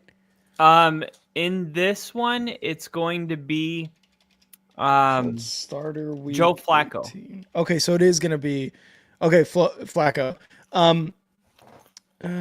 Richardson has not practiced over the last 2 weeks. Yeah. Okay. So Joe he's Flacco been injured. versus Mac Jones. Isn't that what you thought was gonna be this year? The oldest person on earth versus the one playoff game winner, Mac Jones. Mac Jones lost all of his what do you call it when you swagger? Yeah, there's like another word that the kids are starting to use. Their Riz? Aura. Yeah. Yeah, remember when he was grittying and made the Pro Bowl as a rookie? Have you seen him lately? He's not even falling good. Like, when you fall, he's like falling like he's aged 15 years. You're not he flying. Looks it's called falling with Flacco. style. Yeah. He's falling like those fucking Life Alert commercials. Like, help, I'm down, yes. I can't get up. Casey, don't you mean horse shit? The Colts are involved. I like that, Casey. Good one. But the Colts are just playing for, I don't know, man. I don't know what the Colts are playing for at this point. Like, hey, we're still Nothing. somewhat of a team. Like they're not playing for anything, obviously, that has really much meaning for the playoffs. But Shane Steichen, too, I mean, you're starting to kind of question a lot of his decisions. And you're thinking, okay, yeah, he did an pretty damn awesome job last year with Gardner Minshew and Richardson kind of going back and forth. They were in the playoffs until the very end. But a lot of the decisions that he made this year with Richardson, play calling, failing to give Jonathan Taylor the ball in like the second half, like going from 20 touches to like 8 in the second half. Like people are I'm sure Colts fans are starting to look at that, and probably Jinja, right? Like he's starting to look at this and being like, is Shane Steichen really that good of a head coach? Like is he really that good of a head coach? Because of certain decisions. Now, obviously, the personnel around him suck. They're not great. Anthony Richardson, you kind of brought in on a whim on the Zach Wilson Pro Bowl throw. You're like, holy shit, that guy looks good, right? So he doesn't have a lot to work with. I think the draft is going to be addressed quite a bit this offseason, but as far as the rest of the season goes, Shane Steichen is just trying to prove that, hey, look, I can still be a head coach regardless of a lot of the criticism that I've been getting. And you say, yes, he's a good head coach. Now, the Jaguars, real quick, because we talked about Ben Johnson. The Jaguars are also kind of playing for Ben Johnson at this point. What they can offer, and I think Shad Khan has said this, because they're going to fire Doug Peterson and they're going to fire their GM. What they can offer Ben Johnson, if he wants to go to Jacksonville to coach the Jaguars, is the GM that you have worked with. I think he's the assistant GM right now for the Jags, that you can work with, that you can align with, that you guys are going to both be on the same page with. So the Jaguars probably starting to become that front runner of a team for Ben Johnson. That aside, I think I'm going to take the Colts in this one. I hate it, but I think I'm going to take the Colts in this one. But yeah, Ben Johnson stuff, I'm hearing they're starting to be up there in terms of teams he's considering. Well, 92% of the bets placed on the money line, which is just straight up, have been on the Colts. That is the public. So public definitely back in the Colts this week. What does Sam Darnold have to do to be the Vikings quarterback next year, in your opinion? What does Sam Darnold have to do? Yeah, because I'm thinking like the Colts could, get Sam Darnold, but like with the drafted JJ McCarthy, like what does Sam Darnold have to do to be the Vikings quarterback next year? Or do you think they would move on to JJ McCarthy? I don't think there's anything that Sam Darnold can do more other than win a Super Bowl to really cement himself as the starter for the Vikings. You don't think like one playoff win would be huge? What I'm saying is he's already proven enough that he can be the starter for the Vikings next year. The Vikings have a problem that I think a lot of teams think they want to be in, but when they're in that situation, it's like, oh, fuck, what do we do, right? Because JJ McCarthy is part of this quarterback class that has this season proven to be one of the best in recent memory, right? But you got Sam Darnold, who's throwing 35 touchdowns and leading your team to a Week 18 matchup against the Lions for not only the NFC North Division crowd, but the number one seed in the playoffs. Yeah. If he wins a game, that's two cherries on top, in my opinion. Like Sam Darnold has done more than enough to say, I am good enough, way good enough to be the starter for any one of the 32 teams in the NFL after this year. Well, the Vikings are drafting at 30th right now based on their record. Mm-hmm. And we'll see how that shakes out. But we do know that they're probably going to be drafting 25 or lower, depending on what happens in the playoffs.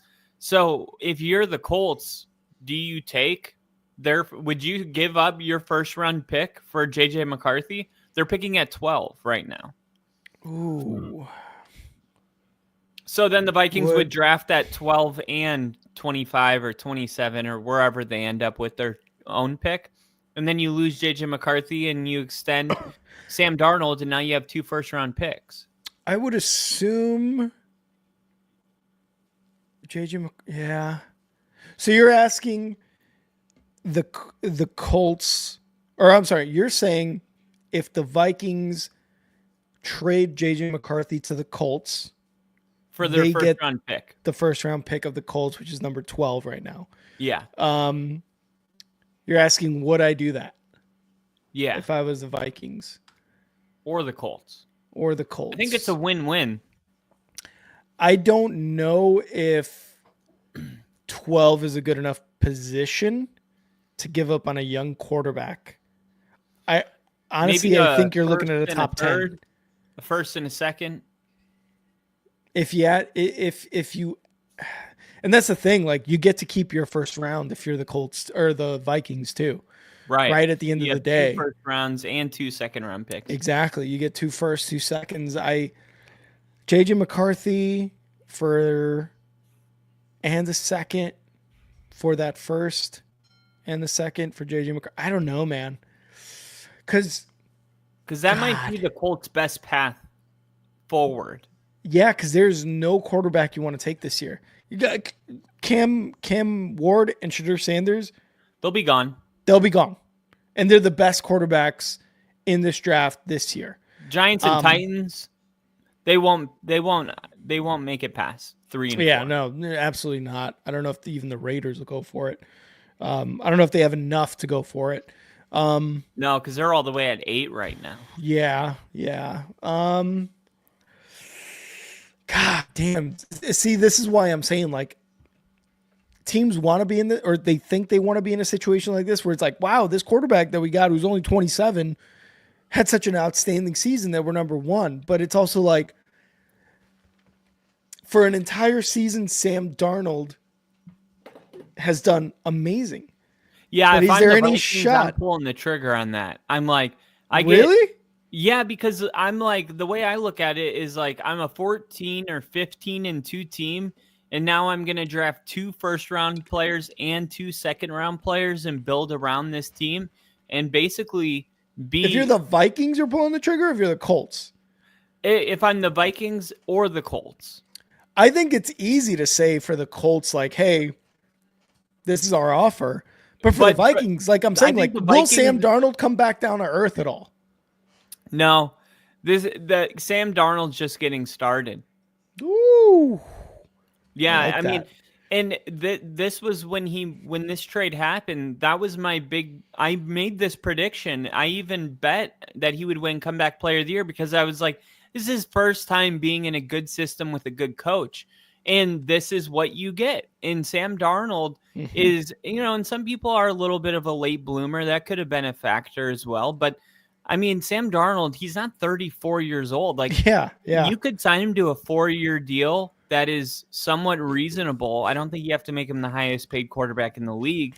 And then you got 4 draft picks in the first 2 rounds, and you already got Justin Jefferson paid and Jordan Addison under contract for 2 more years. Like, if you make it to an NFC Championship and lose, that's the kind of trade that takes you to the Super Bowl.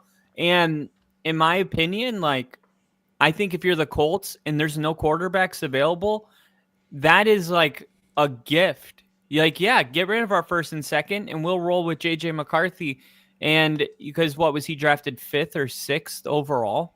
4th, and maybe he's drafted by the Vikings. 4th, I think. 4 because it went Caleb Williams, no. Jaden Daniels, Drake May, J.J. McCarthy, Michael Penix. Oh wait, no.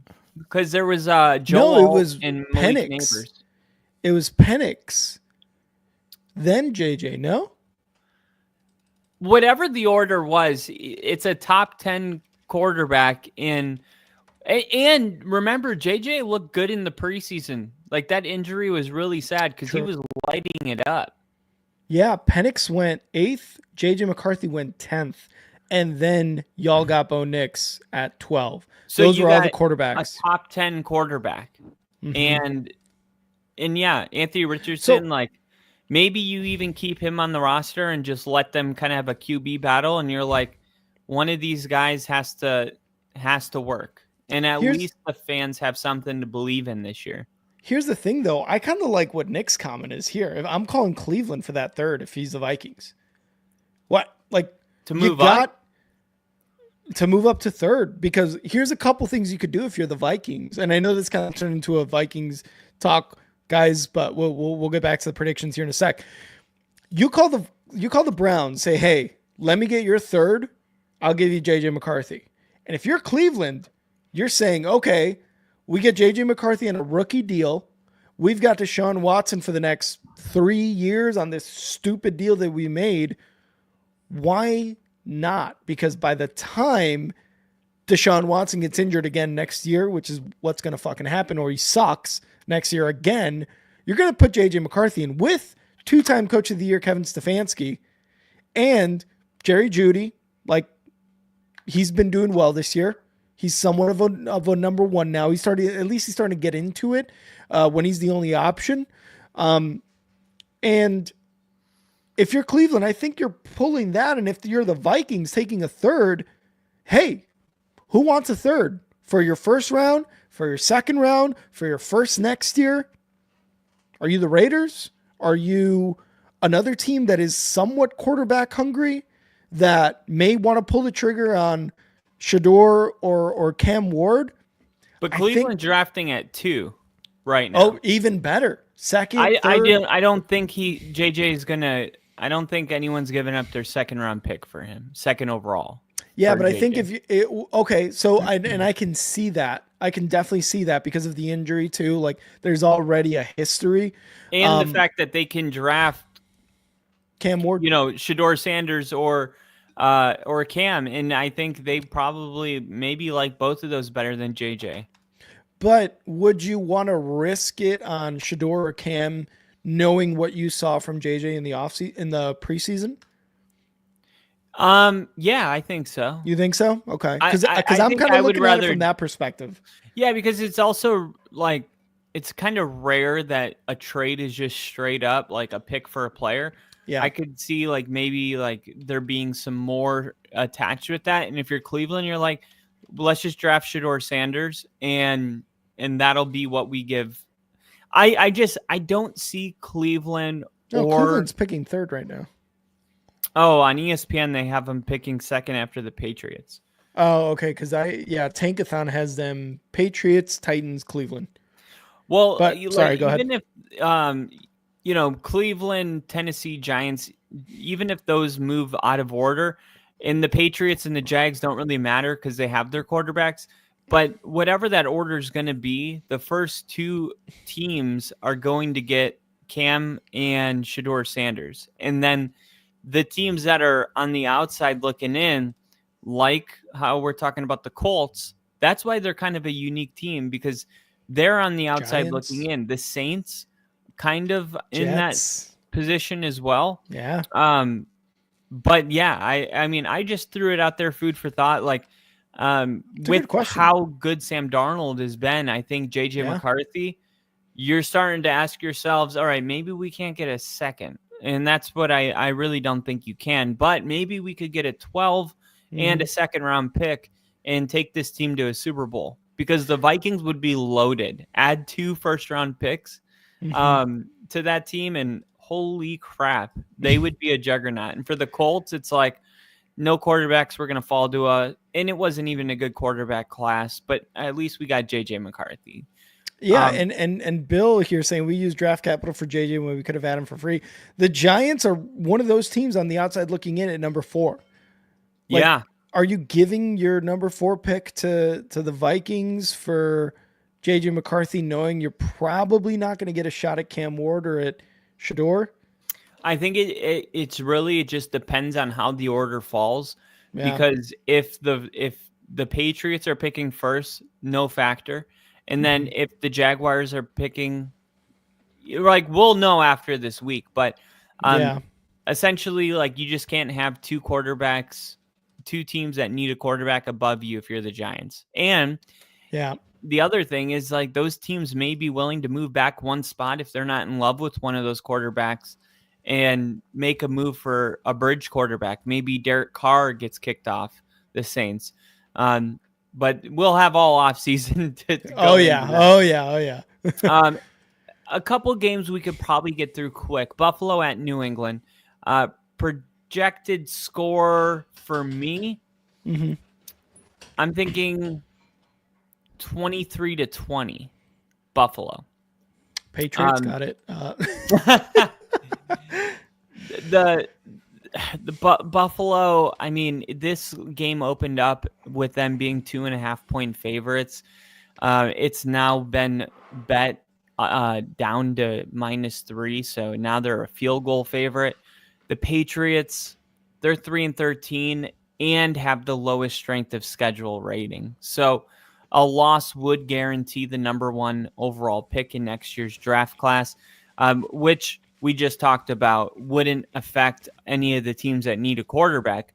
I don't think any coach admits to losing on purpose, but this is the kind of game that would be ideal for them to lose. But I don't think it matters that much as people think, because I think if like 2 other teams drafted above the Patriots, they would probably take quarterbacks. And it's very similar to the Chargers last year, where all the teams took quarterbacks, and then when they were on the clock, they didn't need a quarterback, so they could get whoever they wanted. Whether they were at 1 or 5, they were going to get their guy, who happened to be Joe Alt. I think the Patriots are going to be in that situation this year, but no, I don't think that they're going to be able to win this game. I think the Bills are doing the right thing, taking the opportunity to rest players ahead of the wild card round. Hopefully it does affect them in a negative way, because hopefully they're playing the Broncos next time we see Josh Allen. So, but yeah, no need to go into this too deep. It's hard when a team's playing backups to really make an accurate prediction, but I'm just going to take Buffalo. Yeah, I'm going to take the Bills too in this one. I like seeing the progression of Drake May and kind of what this team has become, but Gerard Mayo has gotten so much heat. Like, I don't know if he's going to make it this offseason. I think he will, because Robert Kraft is the type of guy who doesn't like to admit mistakes, in my opinion. So he's probably going to keep Gerard Mayo for the rest of the season. But I still think in this game, it's going to be the Bills. I think the Patriots show quite a bit of life, though, because it's an AFC East opponent. You got some backups, possibly whatever, either throughout the whole game, second half of the game, what have you. I still think they show some life, but at the end of the day, I'm taking Bills, man. Like, I don't think it's that much of a difficult choice. I'm going to go 23-14 Bills. 23-14 Bills. Gross. All right, New York Giants heading into Philadelphia. Eagles are 13-3, Giants are 3-13, the inverse. Drew Lock coming off of his best game of his life. 5 touchdown passes, over 40 points scored. The Eagles, who are, what are they? Are they playing for anything? I don't not really. They've won the East. They've won their division. I don't think 13 seeding wins, they're locked in at their seed. So we're not going to see Jalen Hurts. The Giants, I mean, you're not supposed to keep winning. You're fucking like the Giants are like they wouldn't win when they needed to, and now that they shouldn't, they're winning. It is so frustrating, I bet, as a Giants fan, when you're like, why are we winning now? Yeah, Bill. Why couldn't we just not? If we were gonna win, why didn't we win when it mattered? I mean, I don't know what to do with this game. I'm gonna say Eagles win 22-18. I'm gonna throw in a weird score for a weird game. I love it. I want to ask this question so Bill has some time to answer. Bill, does Dable keep his job? That's all I want to know. Like, whether it's a simple yes or simple no. If you want to go into some detail, let me know, but I want to give you some time before we finish this prediction to answer. So this one, I'm laughing my ass off because you're right. Giants, what the fuck? You win when you're not supposed to win, but you lose when you're not supposed to lose. God, I don't know, man. Like I feel like sometimes the Giants and the Bears are kind of like in the same fucking boat. Regardless, yeah, Eagles are locked into number 2. Thank you, Crafty. Because of their record, the Rams are second best in record wise, or it's the Bucks. Well, no, they're just a division winner. So that if it was based on record, it would be like all NFC North and the Eagles. But the way it is just division winners. So you're going to have the Eagles locked in at 2 because the next best division winner wouldn't actually be the Rams. It would be the Commanders. No. I'm sorry. No. The Commanders are going to have to be a wild card team too. It would be the Tampa Bay Bucks, and the Bucks are 9-7. So yeah, it would be the Rams, who I think have 10 wins. So no way for them to catch 12 in 1 week. So there's like absolutely nothing that can happen to the Eagles one way or another. Kind of like the Vikings last week. We were talking about it when the Vikings were playing last week. We're like, why are the Vikings, or it was the Lions on Monday night. We said, why are the Lions even playing starters in this game? Because there was nothing to play for. Even if they lose, all they had to do is win week 18. Exactly. And they would, you know what I mean? But they went with their starters. The Eagles aren't. And Bill makes a point where he said the Eagles are trying to lose this game on purpose to screw our draft pick.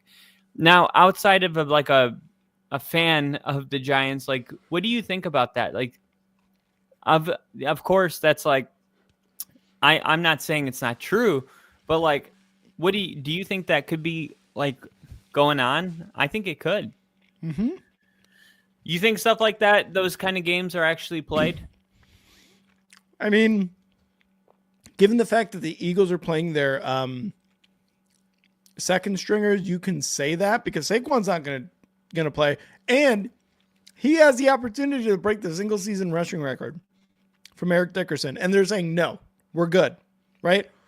Yeah, if you don't break it in 17 games, then it doesn't really matter anyway, because there'll always be an astrophe next to your record that it was 18 games. Yeah, 17 games, but I don't think like. Well, like I get 18 game, you know what I mean? Season, like, 18 game season, yeah. No, Eagle starters are playing. Oh wait, so Eagle starters are playing. Okay, gotcha. Okay, I thought you meant like no Eagle starters are playing. Oh. You know, that's what I thought he meant. But I mean, possibly, I think so. It could happen. I think though, at the end of the day, the second stringers for the Eagles are going out there, and they want to put up good tape too. Like, who knows if they're going to be on the Eagles next year, right? Like, who knows if the second string offensive line, receivers, running backs are going to be on the Eagles next year. So they do want to put out good tape because nothing's really guaranteed for them. But I also think this can also be seen and, you know, at the end of the day can be something where, yeah, we kind of want the Giants to win so we could fuck them over a little bit. And Bill's coming here. Kafka will be gone, but Dable will probably survive. Depends on the draft. Okay, so Kafka being your GM, or is he the offensive coordinator? I forget, Bill. But Bill's saying Kafka will be gone, but Dable may survive. Eagles will oversleep and forfeit the game. I think I'm going to take the Eagles in this one. I think they win. I think regardless of whether it's second stringers, third stringers, whatever, I still think they come out with the win. You're saying 22-18. I'm going to go 16-11. Fuck it. Let's give it some weird scores, dude. Let's do it. It's gonna be a weird one. Tampa Bay 14-point favorites, and I mean, rightfully so. No Derek Carr, Alvin Kamara, doubtful, and the Bucks have everything to play for. I think this is going to be one of the easiest games to predict this week.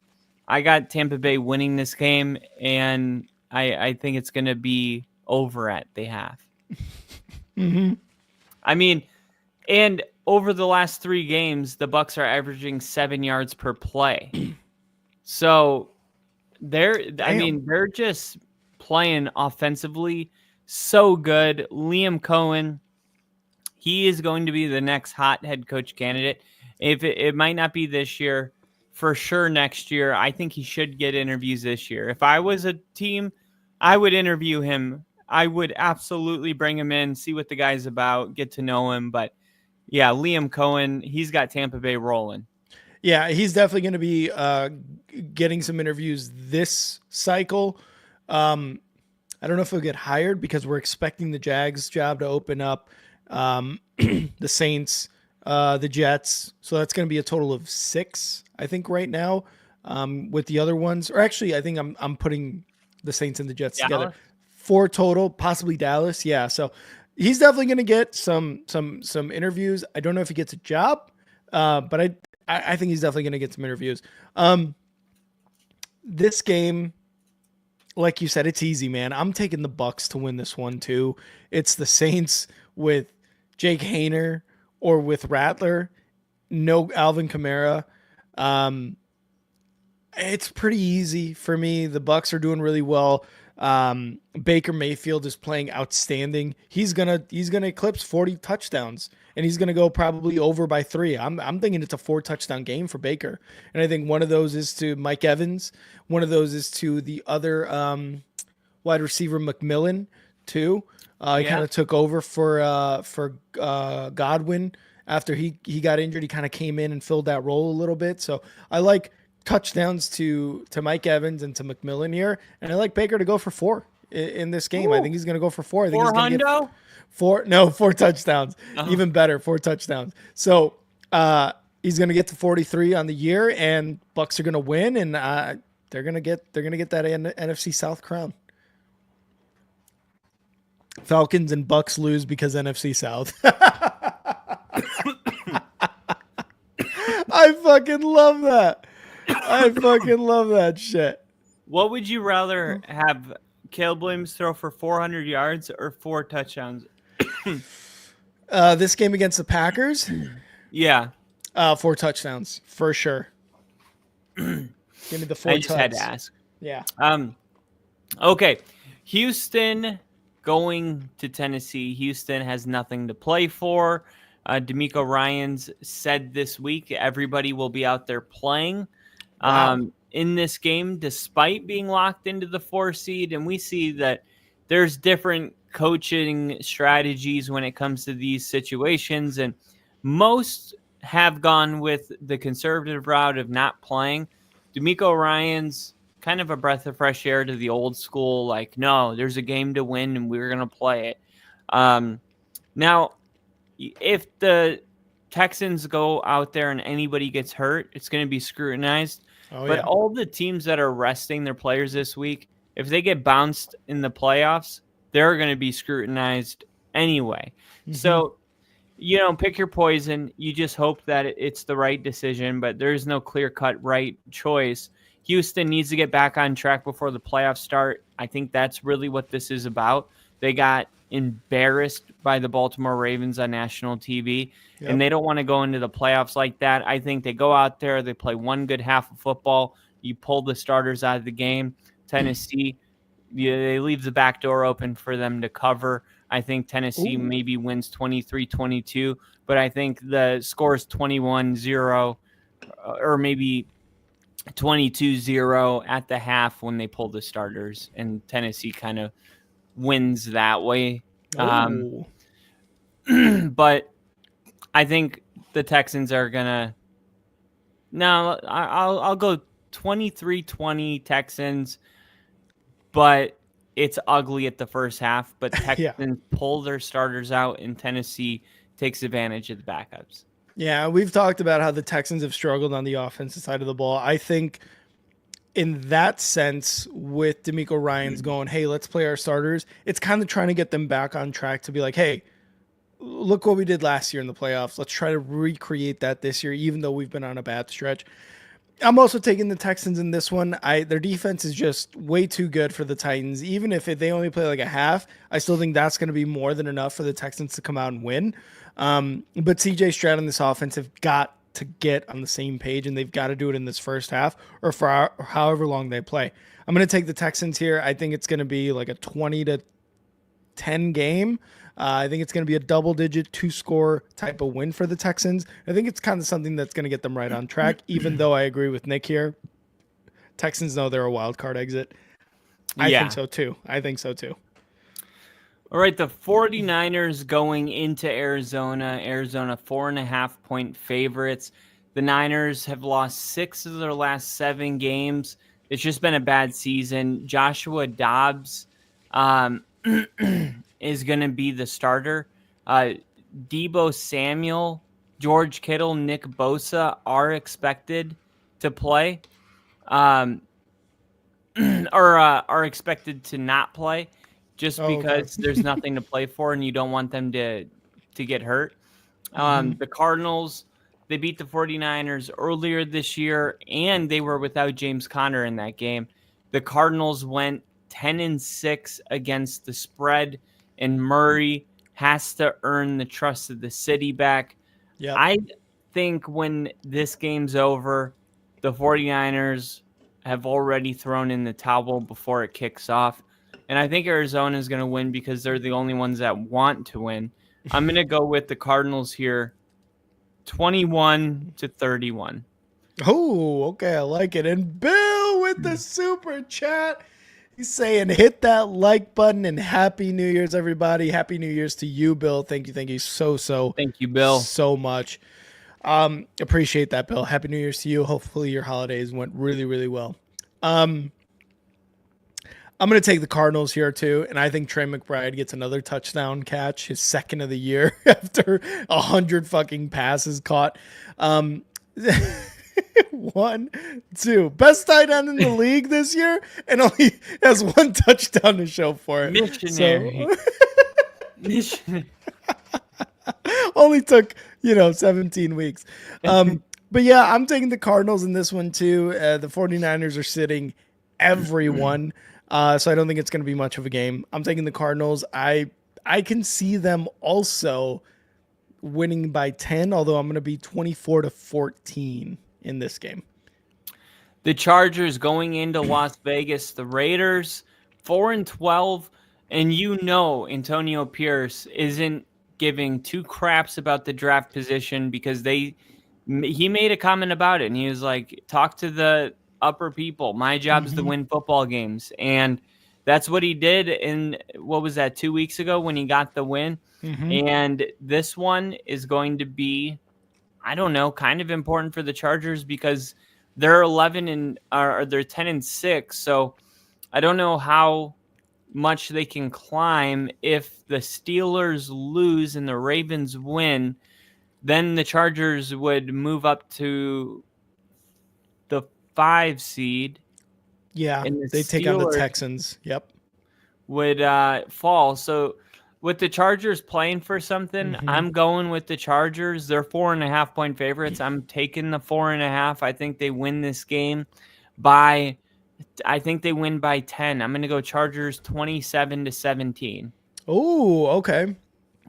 Yeah, I can fuck with that score actually. 20 Chargers, yeah. Raiders, like you said, like the Raiders are playing for pride at this point, and Antonio Pierce is probably going to be gone as the head coach. I don't see him continuing as the head coach after this year. You kind of gave him the shot.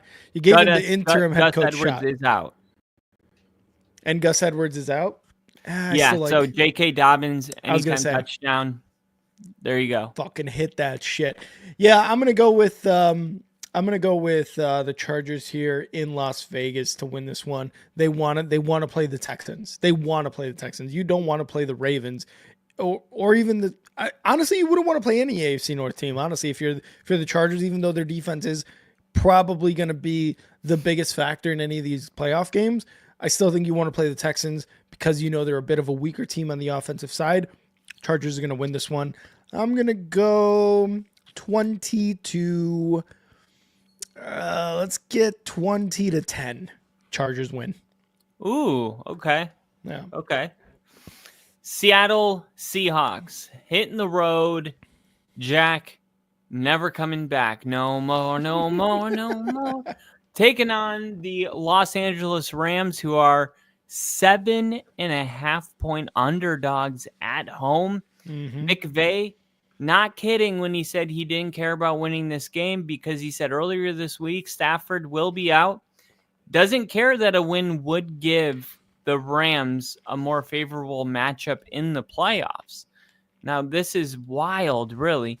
The Rams are also going to sit Cooper, Kupp, and Puka Nacua and Kyron Williams, and only start 2 linemen.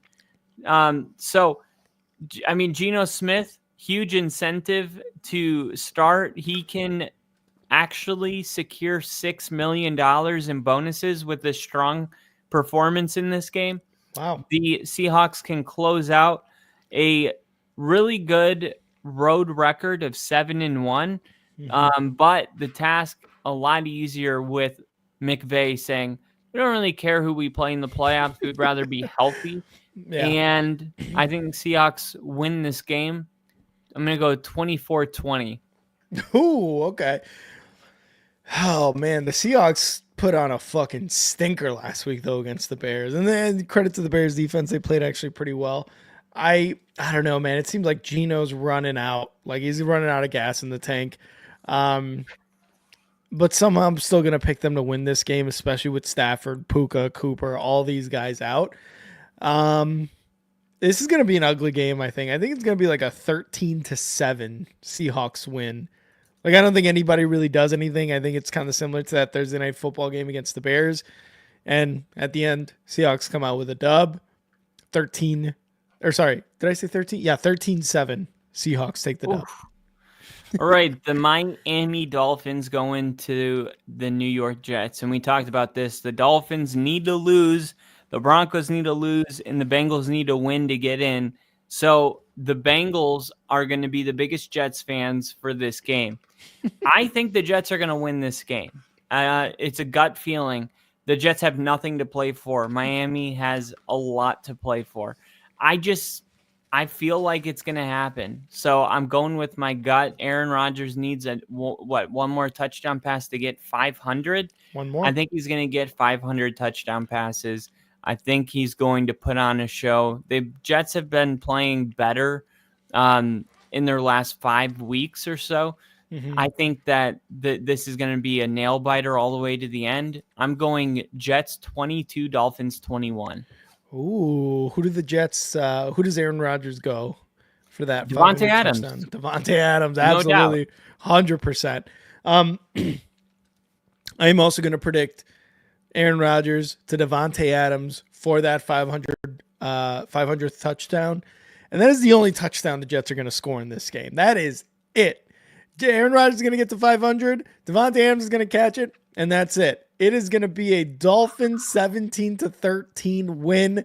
Tua may not play this game, may not, but if he does, I'm going Dolphins 17-13. If he doesn't play, I'm going Jets 7-6. That's the way it's going to go.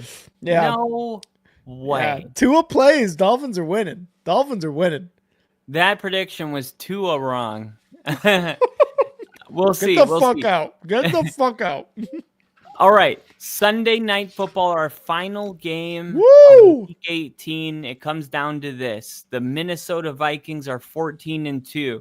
The odds were stacked against them. They started Sam Darnold because J.J. McCarthy got hurt. We thought that was going to be a good QB battle, and Sam Darnold wins by default. The expectation's low. The Vikings keep winning. They end up going 5-0. They beat the Jets in London. Then they finally lose to the Rams. And then I believe it was the Vikings who they lost to as well. I think they lost 2 in a row. And then they just never lost again. And they put themselves in this position because the Vikings, 14-2 as well, the winner of this game will be the number 1 seed in the NFC, which means there will be a 14-win team that will be a wild card team. And this is also the first time in NFL history that 2 14-win teams in the same division will be playing each other. History on the line. The Vikings going on the road to Detroit, who has a beat-up defense. They are riddled with injuries. And for home field advantage, I got to think it's most important for the Lions because they are so much better in a dome and because of the injuries. If you're going to have a defense that's injured, you're going to give up more points, which means you need to score more points, which means you don't want to be in cold weather environments. You want to be at home in the dome where the climate's controlled. I think the Lions, with everything on the line, are going to remind the world why they were the favorite. And for the Vikings, it was a good show and a good run, but you're going to have to run through Detroit to make it to the Super Bowl. I'm taking the Lions to win this game 24-31. Oh, one score game. I love it. This is going to be the best. I think this is easily Kyle and I's game of the week. Actually, mine, because I know yours is the Broncos. No, that's the game of the week for you, actually. Bears Packers is a very, very close second. But I think this one right here, the reason they put it for Sunday Night Football is because they know what the stakes are. Number 1 seed, home field advantage to the playoffs, or 5th seed, and you go on the road. Like, there's never been a game that had more, unless you're talking about playoffs and no playoffs. Like, but this one is huge because 14-win team is going to go on the road as the 5th seed. And I know neither of these teams want to do that. You mentioned the Lions play well in a dome, and they want to do that. Vikings also play really well at home, which is a dome, I guess you would call it, a square dome. I don't know. Kind of. Kind of. Regardless, this game is going to be a fucking shootout. I hope it's not one of those games where we predict a shootout and it's like a 14-10 game, because that would be so anticlimactic. It would suck. And that's what Nick's saying. How funny would it be if this ended up being the 7-6 game? There's only been 5 quarterbacks. This is why this game is so important, because history is just not on your side. In the last 50 Super Bowls, 25 of them have been the number 1 seed. The number 1 seed, wow. Which means you, by securing the number 1 seed, you have a coin toss, 50-50 shot of making the Super Bowl. The wild card teams, only 5 quarterbacks have gone on the road in every playoff game to make it and win a Super Bowl. It's been Tom Brady with the Tampa Bay Bucks. Of course. It was Ben Roethlisberger with the Pittsburgh Steelers. Eli Manning with the New York Giants in 2007, I believe. Yep. Then you had the Patriots in 85 with some quarterback we don't know. Yeah, I can't remember. Yeah, Eason, I think. Now I'm thinking of Easton Stick. But the point is like, unless you're a Hall of Fame quarterback, you're not going on the road and winning all of your playoff games and going to the Super Bowl while the number 1 seed is going to flip a coin to see if they're going to win it. That's what history tells you. So I just wanted to throw that in there. I like it. Tony Eason. Thank you, Crafty. Yep. I knew it was like Eason or some shit like that. Prediction. Fuck, this is such a hard one, dude. This is such a hard one to predict. I'm sticking with my guns, just like you are. I'm going Lions at home. They win this game. They get the number 1 seed. They win the division. They get home field advantage throughout the playoffs. I got to go Lions. I got to go Lions. I love what the Vikings have done. They have a great team. And Bill had mentioned earlier, he thinks that Kevin O'Connell's plans for Campbell's over-aggressiveness, he's going to trap him once or twice. I think this does play a role. Dan Campbell's aggressiveness in terms of like 4th downs in his own territory, things like that. It might bite him in the ass, but I think this team is going to be able to overcome one of those mistakes and come out on top with a dub.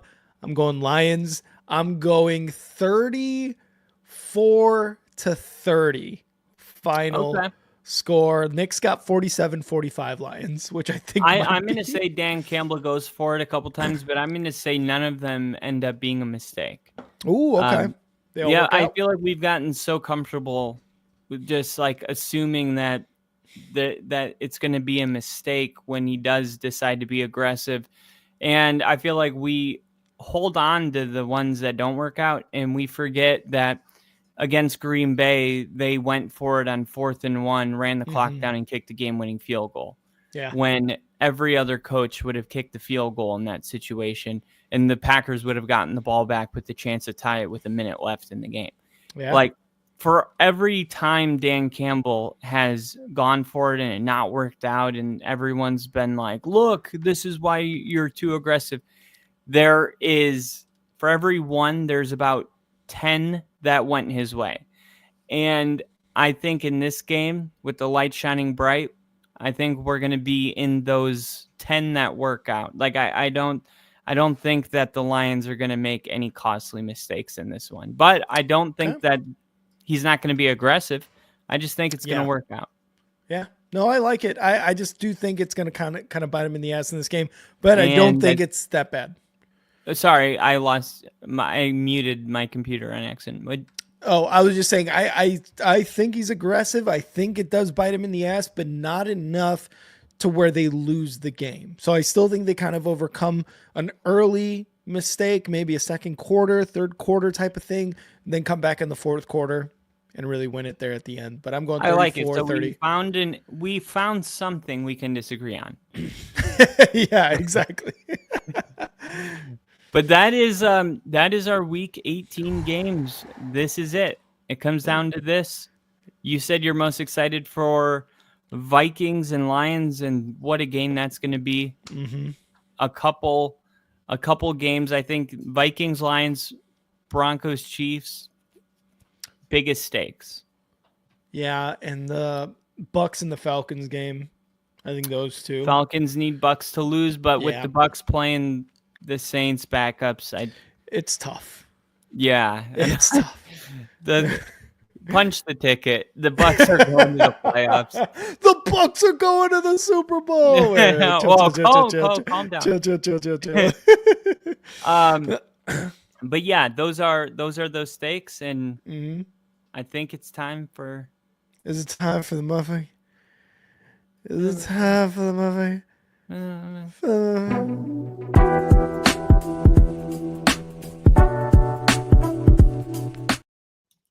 Yeah. Welcome to the Chives with Kyle. Yeah.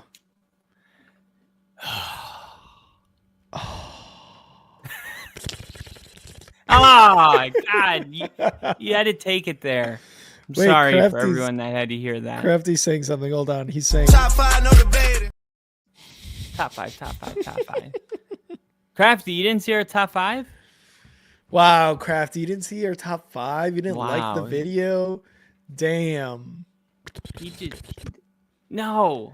The Chives with Kyle. Yes, the Chives with Kyle. So we talked about the Cowboys and Mike McCarthy, but we didn't talk about the Pro Bowl. Patrick Mahomes was not voted in the Pro Bowl for the first time in his career. Now, this is a hot debate right now because I'm going to give you two sides and you tell me which one you're taking. Okay. All right?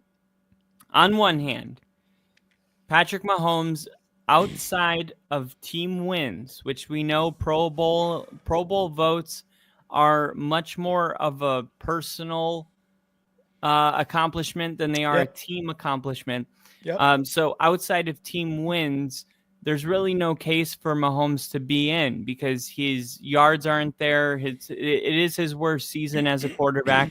And there's just all these other quarterbacks that were voted higher are having better seasons. Josh Allen, Joe Burrow, Lamar Jackson, those quarterbacks are having better years, so they should get the vote.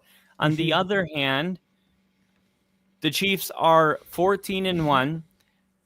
They don't have a coach that's in the front running for Coach of the Year. So you can't be like, oh, well, they're just coached really great. Well, if they're coached that great, why is their coach not even in the running for the award? They don't have the amount of Pro Bowlers that the Ravens had. The Ravens had 8 Pro Bowlers, I believe. and a lot of them were on the defensive side of the ball. So you can be like, oh, they have this great defense carrying them because the Ravens have way more Pro Bowlers. So, the running game, they must have like Derrick Henry or Saquon. No, mediocre running game. Isaiah Pacheco was hurt all year. They had to go with P. Ryan. And so you go down the list and you're like, okay, why are the Chiefs 14-1? All right. If it's not that their team is so talented and that they're coached just so well, then it's got to be the quarterback. And you're telling me now that no, it's not an elite quarterback. So you're like forced to have to make a stance somewhere. But where is it going to be? Are you going to say that Mahomes being 14-1 on the verge of a three-peat is not worthy of being a Pro Bowl quarterback because of numbers? Or should he have been in and he was snubbed, even if his numbers are lower than the other quarterbacks? You can't ignore the 14-1 record. This is such a tough one because my initial reaction to none of that, to Mahomes not being picked, was, yeah, no shit. I was like, yeah, that seems fair. I don't think anything he's done this year has been spectacular enough for Pro Bowls. And we got to remember it's fans, it's coaches, and it's players voting on these Pro Bowlers. So they take all three into account, pile them up, and bam, this is who you got. And Casey makes a good point here. Mahomes has his worst quarterback rating stats, but best in meeting expectations with W's. And how much is that taken into account? Because Jaden Daniels, is done better. Sam Darnold, Jared Goff. I'm trying to think of AFC. Even honestly, those are all NFC. Yeah. I'm trying to think of AFC. Oh, gotcha. Lamar Jackson, Josh Allen, they're much, much better statistically than Mahomes. Joe Burrow is better than all of them. Joe Burrow has been on fucking fire this year with one of the worst teams he's ever played on in the Bengals. And they all deserve it much more than Mahomes stats wise, but it's tough not to look at the dubs and be like, I mean, Mahomes is doing it somehow. But my initial reaction was like, oh, Mahomes got snubbed. I don't think he got snubbed. I just don't think he deserved it. Yeah, it's a tough one because I think any other quarterback that had his team if you just blindly saw the Chiefs are 15-1, the number one seed, and Mahomes isn't a Pro Bowler, you would have been like, how? Was their defense historically great? No. You would just be like, well, it has to be Mahomes carrying the team. I don't know what else to go with. It's like, but it's not. Yeah. But it's like, I don't know what to do. I think Josh Allen, Joe Burrow, and Lamar Jackson, they definitely deserve it. But at the end of the day, this goes back to the top 5 quarterbacks in the NFL. You can go through it without even getting to the NFC. I mean, and that's what makes it so difficult for any quarterback to dominate it, especially in a down season. Yeah. But the Jerry Jeudy made it. It was was really puzzling to me. He had a good season, don't get me wrong, but I don't know about a Pro Bowl year. Yeah, and he has Denver to thank because I think he had 25% of his touchdowns and yards in that one game. Yeah, for the whole season. Yeah, Travis Kelce making it. That's got to be the Taylor Swift bump. He's been terrible this year. Yeah. A lot of this is name recognition, but outside of that, I just got to throw in my boy Zach Allen.